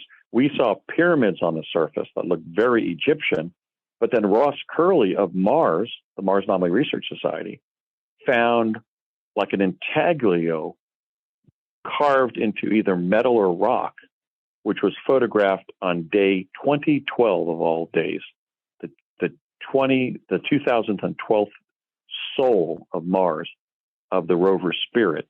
And they took this photograph, and right near the corner of the slab of rock or metal, there's clearly an Egyptian pharaoh that looks just like King Akhenaten. In fact, it looks a lot like President Obama. And it's not new.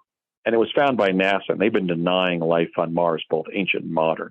They're still fighting with people where there's microbe on Mars, and we've been showing humanoids and higher life forms and incredible ancient artifacts for 14 years now. So that's why I was worried about America being behind. But no, there was clearly a high Egyptian presence.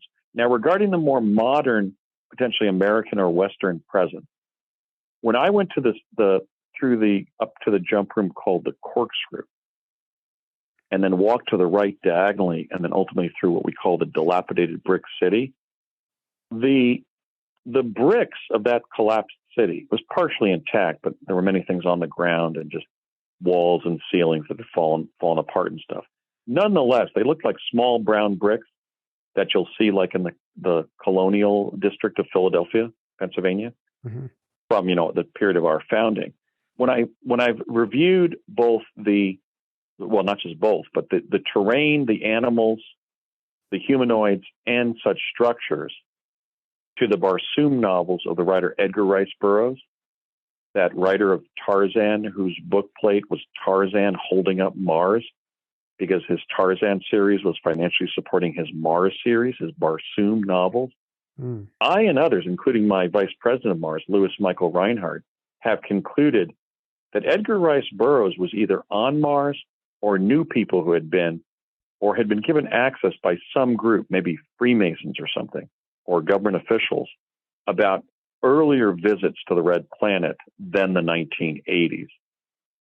Penny Bradley, who recently interviewed me on her podcast, affirmed that there was much earlier habitation, visits to Mars by Earthlings.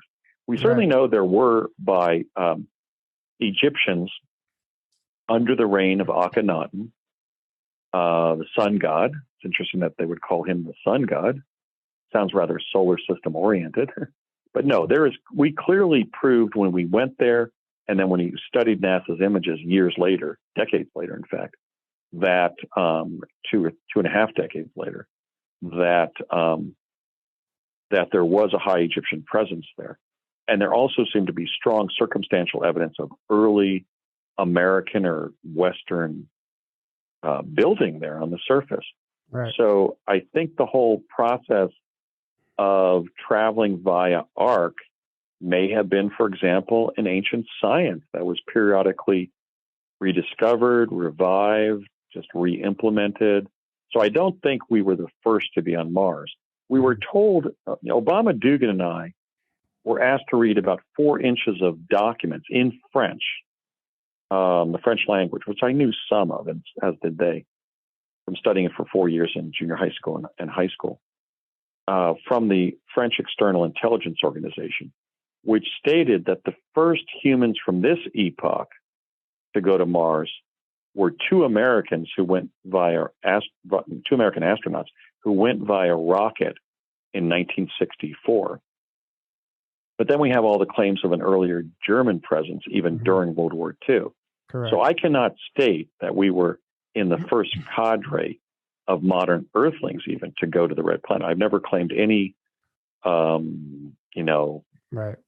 in time kind of accomplishment related to Mars. And in fact, my other colleague, William Whitecrow, one of my other colleagues that was going there and helped, he and I save our lives and that of William Stillings with AR-15s against a battery of pterodactyls that was trying to eat us for about 30 minutes. So William Whitecrow saved my life and William's on the surface, William Stillings and his own. He told me that when we were going there was usually about 1,500 other Americans there. Wow. So the bill that sort of David Wilcock spoke of in 2006, where he said there were like 600,000 Earthlings on Mars, I don't necessarily believe, but certainly the affirmation by Israeli General Haim Eshed on December 9th of 2020, that there were Americans working with ETs underground on Mars seems sort of more consistent with our experiences there.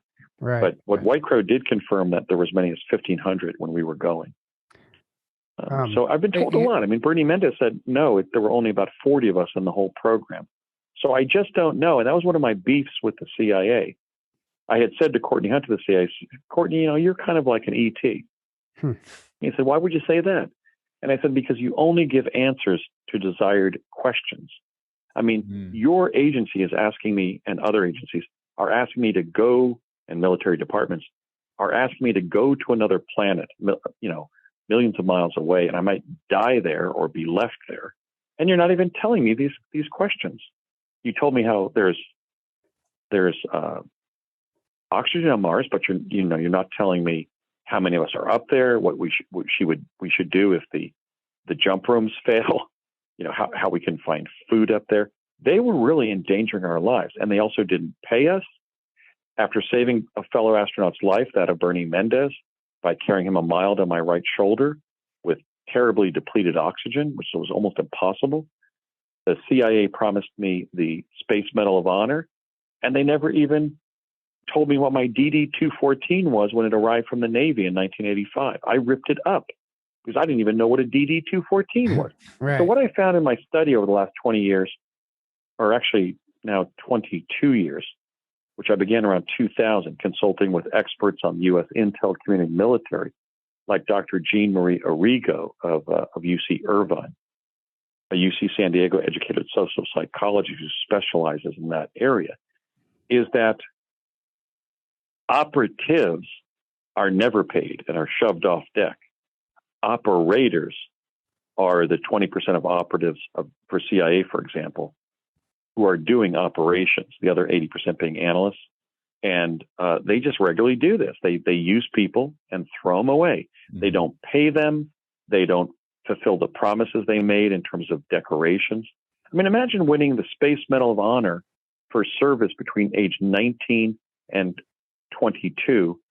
And I'm sitting here at 61 looking back and thinking, well, that's something I was cheated of, as well as my salary, the cradle to the grave government service we were promised, the zero interest home loan we were promised to buy single family detached residences in the Redding, California area, $100,000 purchases that would now be worth $500,000 to $600,000. I mean, our government has been cheating people like American heroes, and we're even known to the intel community and the military as ghosts. That is not the country that our founders started. So I am speaking out not only as a broken arrow of the military and the intelligence community, but as a conscientious objector for how they're performing. They're underperforming our nation and our heritage and our legacy. And that's not to mention the physical effects that has on your body and everybody else involved. I mean, obviously time travel has to be somehow detrimental to your lifespan. And I mean, I know you have vision problems because of it and neuropathy and who knows what else, but like they don't take that into kidney failure. Yeah. Right. Yeah. No, I was definitely damaged. I mean, my dad was giving him a pill that he called the horse pill. And when Connie Chavez said, "What's that for?" he said, to deal with the effects of radiation. When he was giving the shots of vanadium element 23 in my left calf muscle back at our house virtually every week between 1968 and 72, and I asked him, "Dad, what is this for?" He said, "To protect your teeth and bones from radiation." When the nurse, the registered nurse at the Morristown, New Jersey Army Arsenal, U.S. Army Arsenal, would give me shots of gamma globulin every week, I said, "What are these for?" And she said, "To make you super smart." So maybe that goes to why I have a very good memory. But yes, our country calls these ghosts. Now imagine that. People who are risking their lives serving the military and the intel community, and the military and especially the intel community are calling them ghosts. They're fellow Americans that we're treating as ghosts. We don't want to destroy operational security, government secrecy. We want to cheat people of things they earned at the risk of their lives for years. I mean, I have 8 years in. They told me I had reached the lieutenant commander level in the U.S. Navy. If they gave me a promotion after my JD and my 2 masters were earned, I may be a commander or an admiral by now. I don't know, in the Navy Secret Service. I know I'm not working for them, but I know that there's tens of thousands of such Americans, particularly of my generation. Because as the World War II crowd began doing more and more sophisticated things, they began making excuses to themselves like, well, we could have been killed in France or Germany during the war, or, during the Korean War. We'll let these young men and women know what it is to serve and not be paid. In other words, there were excuses they made. They were lying to us. Mm-hmm. If I could talk to my dad or Courtney Hunt of the CIA or Ed Dames in person and other apparatchiks of the deep state who were handling us during these secret programs, I would literally grab them by the lapel and scream in their faces, how could you do this?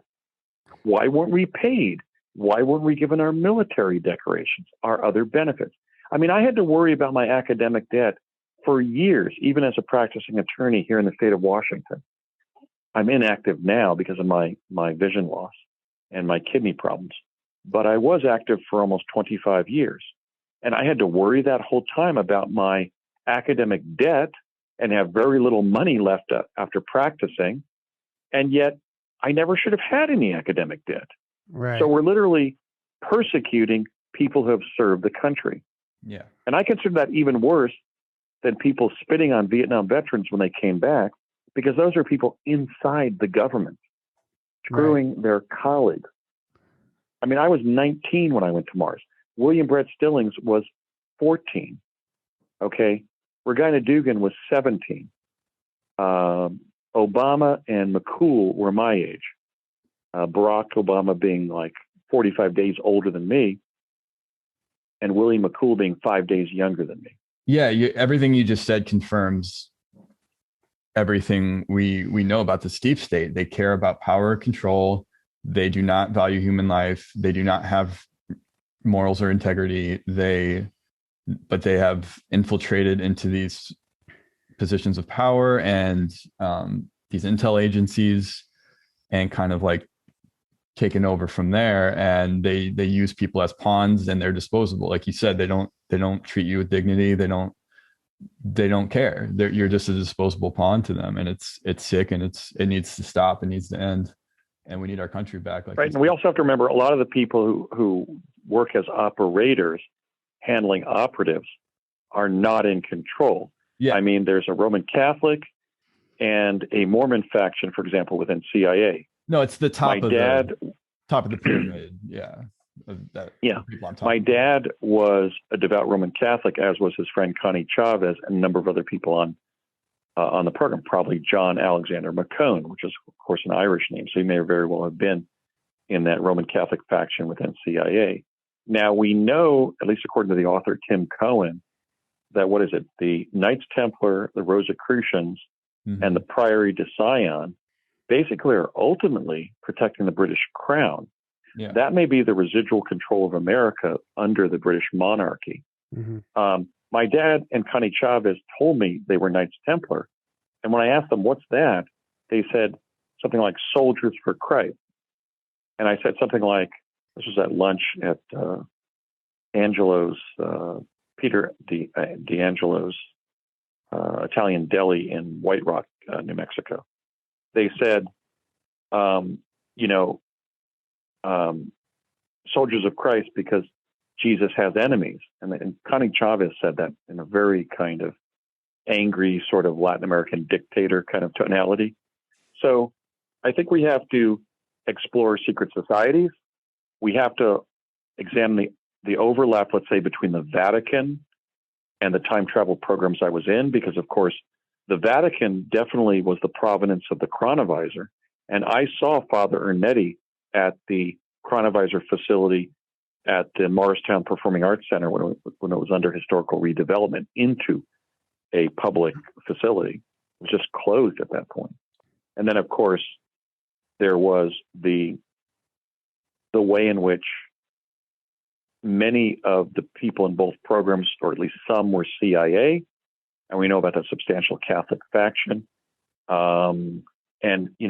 It's clear that sovereign Vatican military orders, or those under the British monarchy, could actually be running the CIA. I mean, Courtney Hunt told me that the CIA, or the U.S. intelligence community, actually began with the Catholic confessional because in that way, the priesthood gathered secrets at sort of the village level about individuals' misdeeds. Right. And so there's certainly a Catholic connection. I'm not anti-Catholic. I'm not anti-anything. I let people practice their religions and faiths, and I don't interfere. But there was a substantial Catholic CIA contingent in both programs. Absolutely. That's a whole rabbit hole with right. Catholic Vatican rabbit hole that so we don't have time. I do want to talk about, I want to get your thoughts on some of these glitches, quote, glitches in the matrix we see, time anomalies, Mandela effects. What are your thoughts on that? And how is that occurring? Especially like the Mandela effect. Is that a result of time travel? No, I believe that the notion that the Mandela effect and these glitches in general are the result of time travel, like chronovision, is kind of a public legend that unfortunately sort of got initiated when Carrie Cassidy scripted the notion of Project Montauk and Project Looking Glass, even though the Looking Glass device or chronovisors were part of Project Pegasus under DARPA. I'm not saying they knew all of the results, so it's certainly possible that some incidents of quantum pollution could explain some of the time slips people have had and who I've interviewed who have, been driving in Nevada or someplace to go to Las Vegas, let's say, and an hour later ended up in the same location and had to redrive it, without circling around. So there is this kind of time slip phenomenon. Now, my conviction is that certainly the Mandela effect is occurring. So one that I'll share that I've certainly identified, I don't know if people have noted this, but in the original Gettysburg Address, Lincoln said that they have thus far so nobly advanced. And in the version, at least, of the Gettysburg Address that Ken and Rick Burns reproduced with Sam Waterston, the actor, being the voice of Lincoln, on their phenomenal 1989 documentary, The Civil War, Waterston quotes Lincoln as having written and said that they have thus far so nobly carried on, which is not even grammatical. And there's all the other ones. People I've known have told me they've found ancient Bibles that say the wolf shall lay down with the lamb after the second coming, not the lion, that say the lion shall lay down with the lamb, which is what I remember. And now in some Bibles, it says the wolf shall lay down with the lamb, and so forth. So I think we can take the Mandela effect as a given.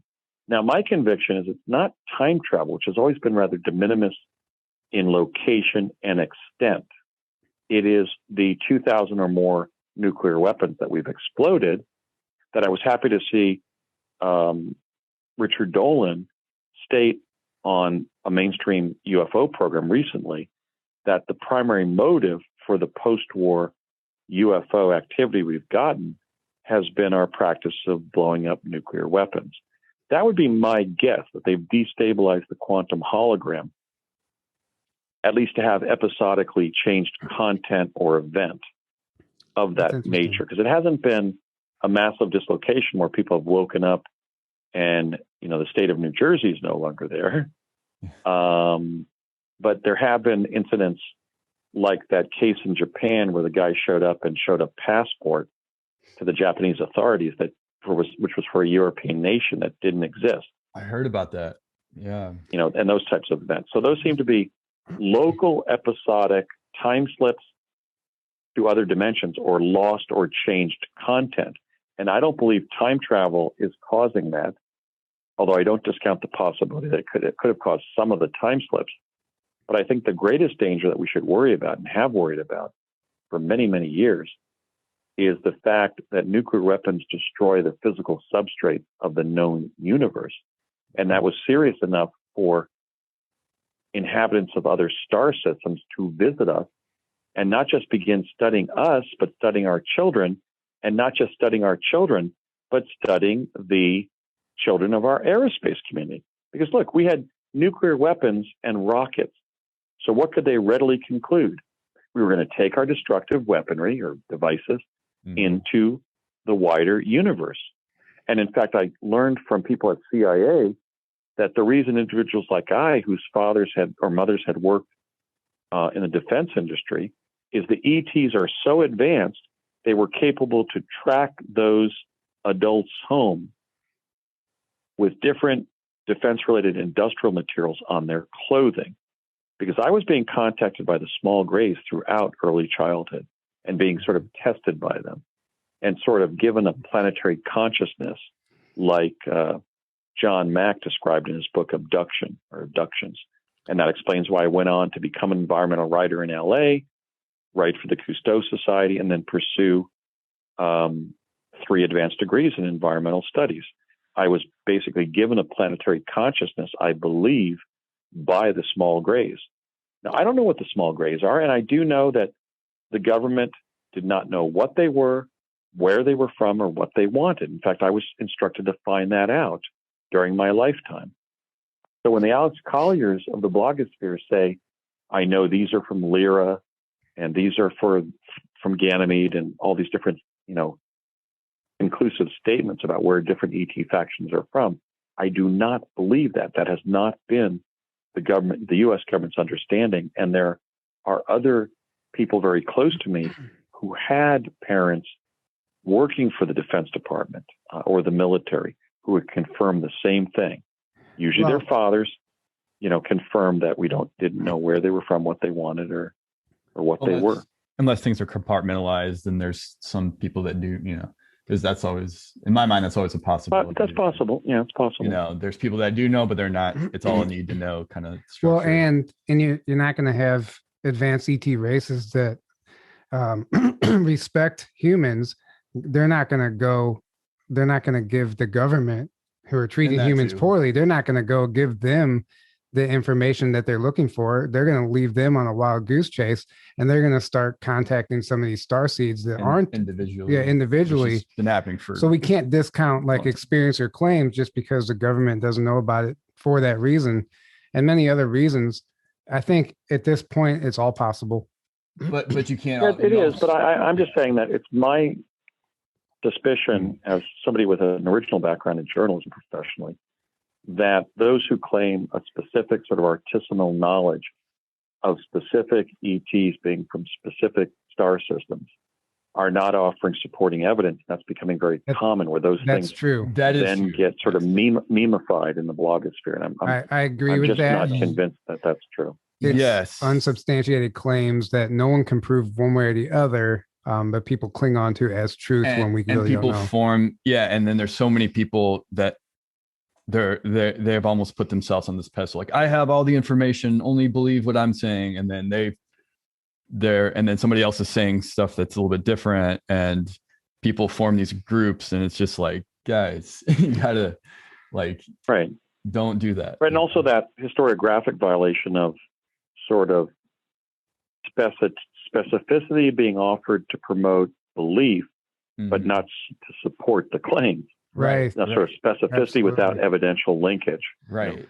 Exactly. So I want to go back to, you say you were visited by the Greys during childhood, and this is off the time travel topic, but when we talked on the phone, you were telling me about your Bigfoot experiences at age 4. And I was wondering if you would mind sharing that, and then we could start to wrap this up.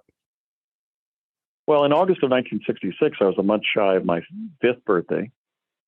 And the first time I went to an outhouse when we were camping, we camped a lot as a family, really, for 15 years, about 1965 to 80. And then, of course, I camped with my dad in 80. But we were at Great Lake Sagandaga. There was kind of a campground a little bit in from the shore of Lake Sagandaga, but pretty close, actually. And then you had to make like a dog leg. You had to go down the campsite and then make a left. And there were 2 outhouses, far enough from the campground to not cause any problems. But when I made the turn, there were 2 what looked like dark brown-haired ape-like creatures. Now, clearly were not human, but they looked very safe. They were just standing there.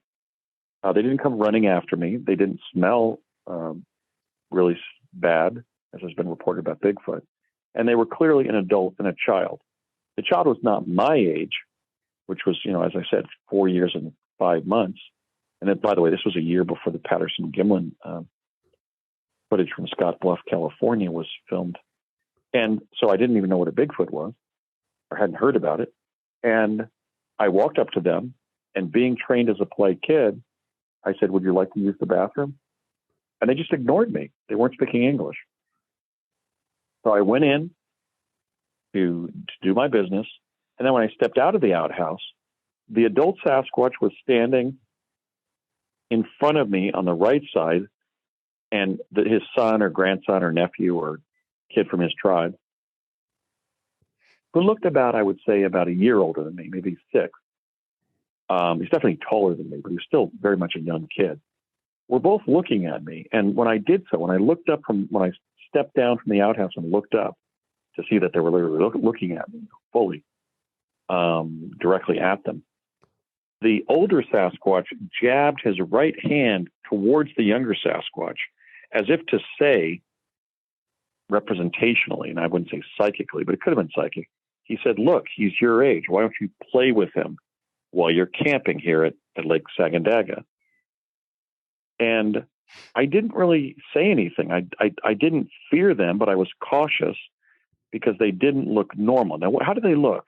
Well, the adult Sasquatch, who was about 7 feet tall and rather thin, had a light cocoa brown fur, and his fur and his face looked not unlike Dr. Zaius in Planet of the Apes, but his face was longer than that.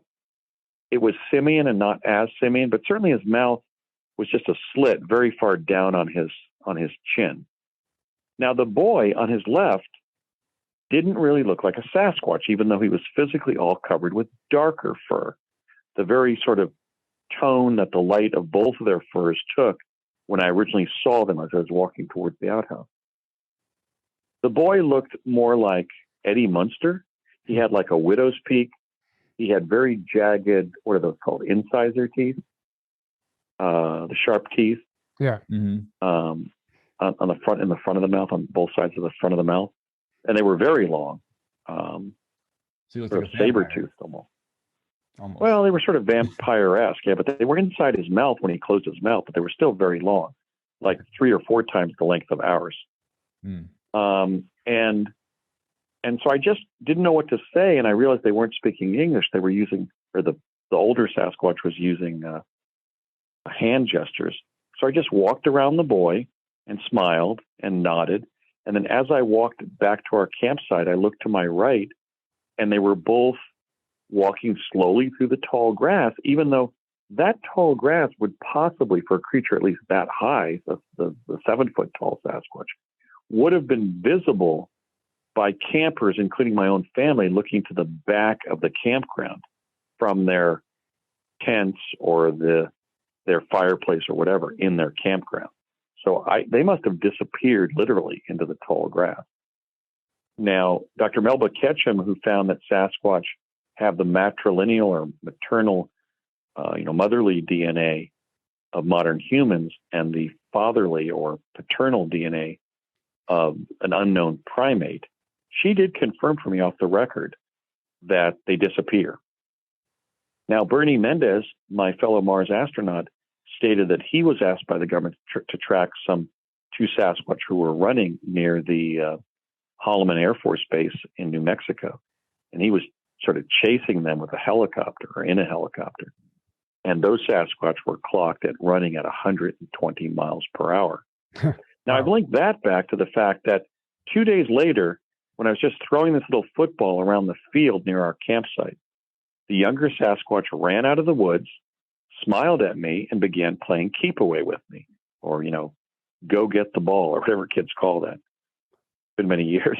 Wow. And this kid was like a Heisman Trophy winner, even though he's like just a year older than me. I mean, he could run like, Anthony Davis at USC before he won the Heisman.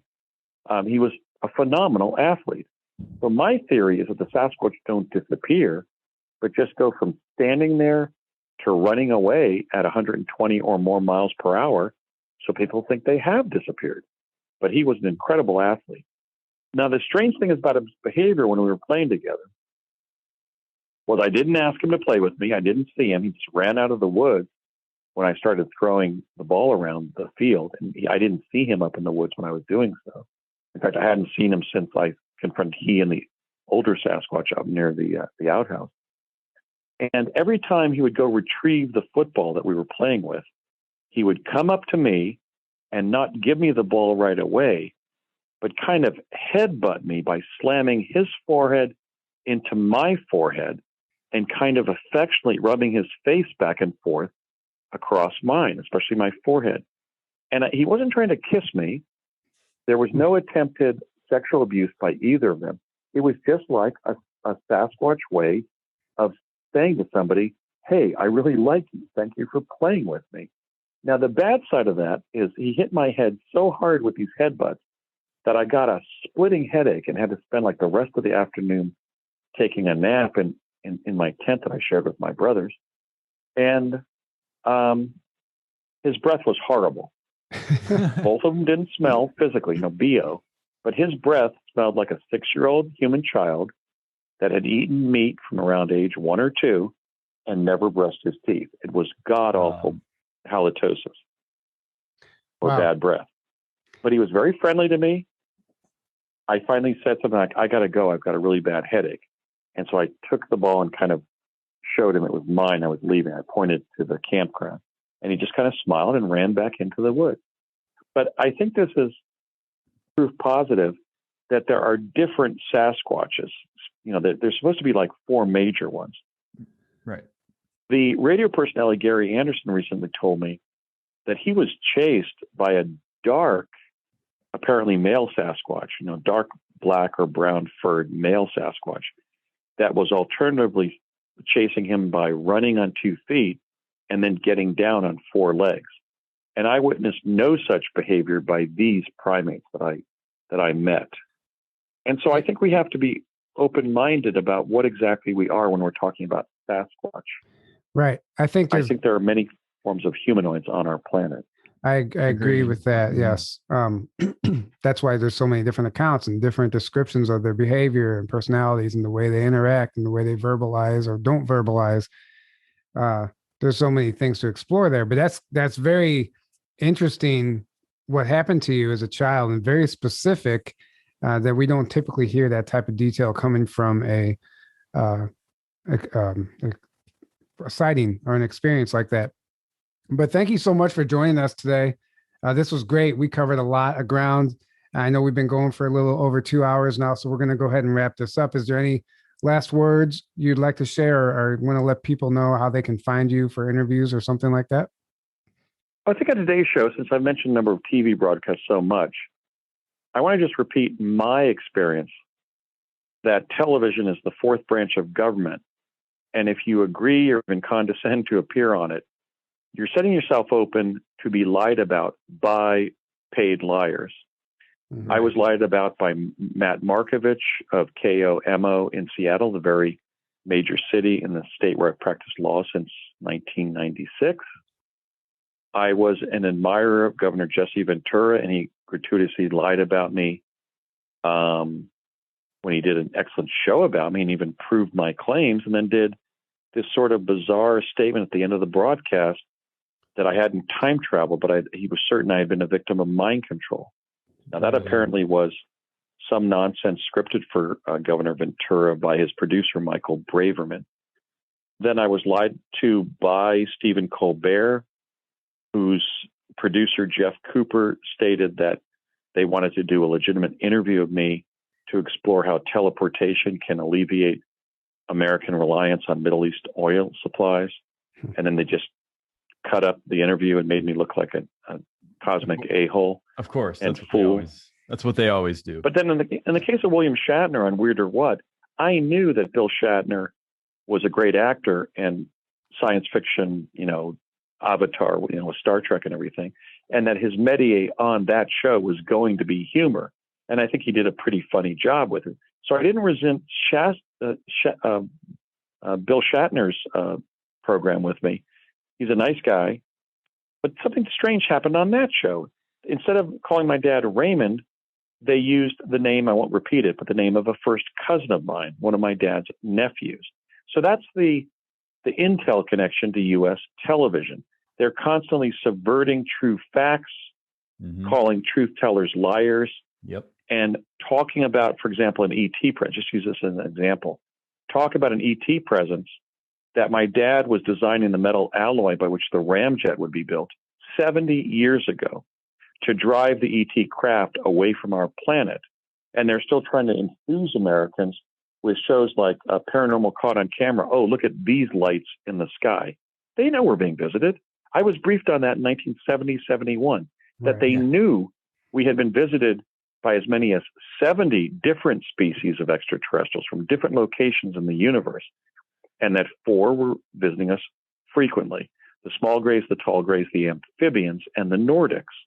Then, of course, we have Bill Tompkins' testimony about the Nordics versus the reptilians during World War II, with the Nordics supporting the Allies and the reptilians supporting the Axis powers, the Nazis.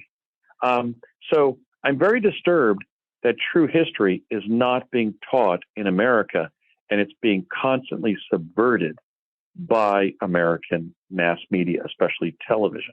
It is wrong. And they're literally, imagine if Armstrong, Aldrin, and Collins were not allowed to talk about their landing on the moon with Apollo 11, but instead had to position themselves as participants in a secret space program and asked to be believed when people they knew were known liars were asserting the same accomplishment. I mean, that's fundamentally unfair and fundamentally anti-American.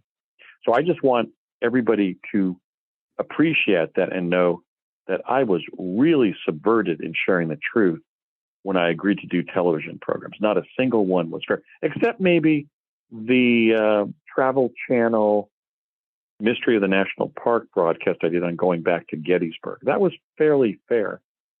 But some of the people there filming it were giving me hell as a liar right when I was filming it. I said, well, if you don't believe me, that my dad and I worked with the quintessential Manhattan Project physicist, Harold Agnew, and we did, why don't you just go back to Canada and not make this production? Right. So it's almost like they were admitting we have to because we were put on you, you know. So they're the ones anyway, they're the ones who are mind controlled, and they're the ones who are literally programmed to keep chasing the story. And as soon as they find an answer, you're a liar. You know, they don't want you must be a liar. They don't want the answer. They want it's for entertainment value. You know. Also that, and that's a disaster, or potential disaster for this great country and its wonderful 330 million people in the main. Wonderful, because the Chinese have wanted to take the American mainland for 40 years. Oh, yeah. And I am not anti-Chinese. I've had many Chinese friends over the years. How could I live in California, Oregon, and now Washington and not? Just as I've had many friends over the years from other Asian countries. But the bottom line is I've already been briefed by the intel community that while the Chinese military is somewhat of a paper tiger, that the CCP has still wanted to take this country and our food supply. So they don't have to buy Washington apples. They can have Washington orchards. In such an event, that happened, we would either be dead or slaves to the CCP in our own land. Right. I do not want to see that happen. And I think this pattern of constantly lying to the American people is potentially disastrous to us, because how do we know that at some point opportunists in the deep state might make some Faustian bargain to sell us out to make a couple $100 million or $1 billion from the CCP? Right. So this is a very important issue. We need to rediscover what the truth movement meant. It wasn't about science fiction. It wasn't about believing every claim, but we have to become more sophisticated as citizens of this country. Yes. To understand the point I just made about television. It's been totally dishonorable and unfair the way that I've been treated on television. What does that tell you about the media? I mean, it tells you everything you need to know. There's agendas behind what they're telling you. Truth is not a part of their modus operandi. They have agendas that are not ultimately, in my opinion, for anyone's good. It's for power and control. It goes back to that. It's about how we will lie through our teeth to get you to believe what we want you to believe, not tell you things that we should. And then on the blogosphere, yeah, I can thank radio and podcast broadcasters and written journalists, print journalists, for being very fair in the telling of my story. I mean, W. Lewis Perdue of the Washington Post first wrote about my time travel experiences in like 1982. And he just said some snarky thing at the end of the piece, like Governor Ventura did and Matt Markovich of ABC Seattle did, and so forth, ABC TV Seattle. But at least he was covering me. But I've gotten very fair treatment from radio and podcast broadcasters, and that's kind of renewed my faith in my fellow Americans and in the First Amendment right to freedom of speech and press and assembly. And yet television has been so unfair that I think it would have even been fair to respond with violence to the television personalities who handled me, except maybe for Bill Shatner. I still like the guy. He was basically funny coverage, but he was still letting my teleportation information stuff to come out. Well, so, I mean, my story is, my time travel information is 50 years old when I left Project Pegasus, and I left Project Mars, 38 years ago? Yeah. 1984. So we are so far behind reality that we have to contextualize the fact that this kind of deception is regularly being used especially on television. And then when individuals like myself, trained in journalism and history and law and semiotics, became too effective at proving our true experiences, what they did is the blogosphere began to be crowded with what I call the odd: opportunists, the delusional, and disinformants. So that, okay, we can't prove these people wrong. Let's just flood their area of work with false claimants. I'm sorry to say that has also happened. So it's a mess now. And we're certainly not being told the truth about things that have been traditionally cabined under what they call the paranormal, which have just been the advanced but not yet explained or even written about, revealed, whether it's ETs or time travel technology or what have you. So we have to be much more sophisticated as denizens of information. Right. And we're not being. And I think that's led to problems on the left and the right. I am not, just as I'm not a doctrinaire Christian, I am not a doctrinaire leftist or rightist. When I ran in 2016, it was as an independent with no party, very little financial support, but I still got about 25,000 to 50,000 votes in about half the states. So I believe that all of us have to pull back and realize we're being manipulated, and therefore not make concretist collusions that either Republicans or Democrats are advancing, because there are operatives who are manipulating reality. Both sides, right? Exactly. So be careful. Well, that's why we're doing what we're doing. I mean, to provide a stage for people like you and to, come forward, and whether or not, this is reaching the right people or not, it's still affecting the collective consciousness. And I think it's a step forward. And so thank you again for joining us. We're going to go ahead and wrap this up before we go on for too long here. So we appreciate your time. Thank you for sharing your story. It's an incredible testimony. It really is. It is. Keep doing what you're doing. Thank you guys all for tuning in. We love you, and we will see you next time. Have a great evening.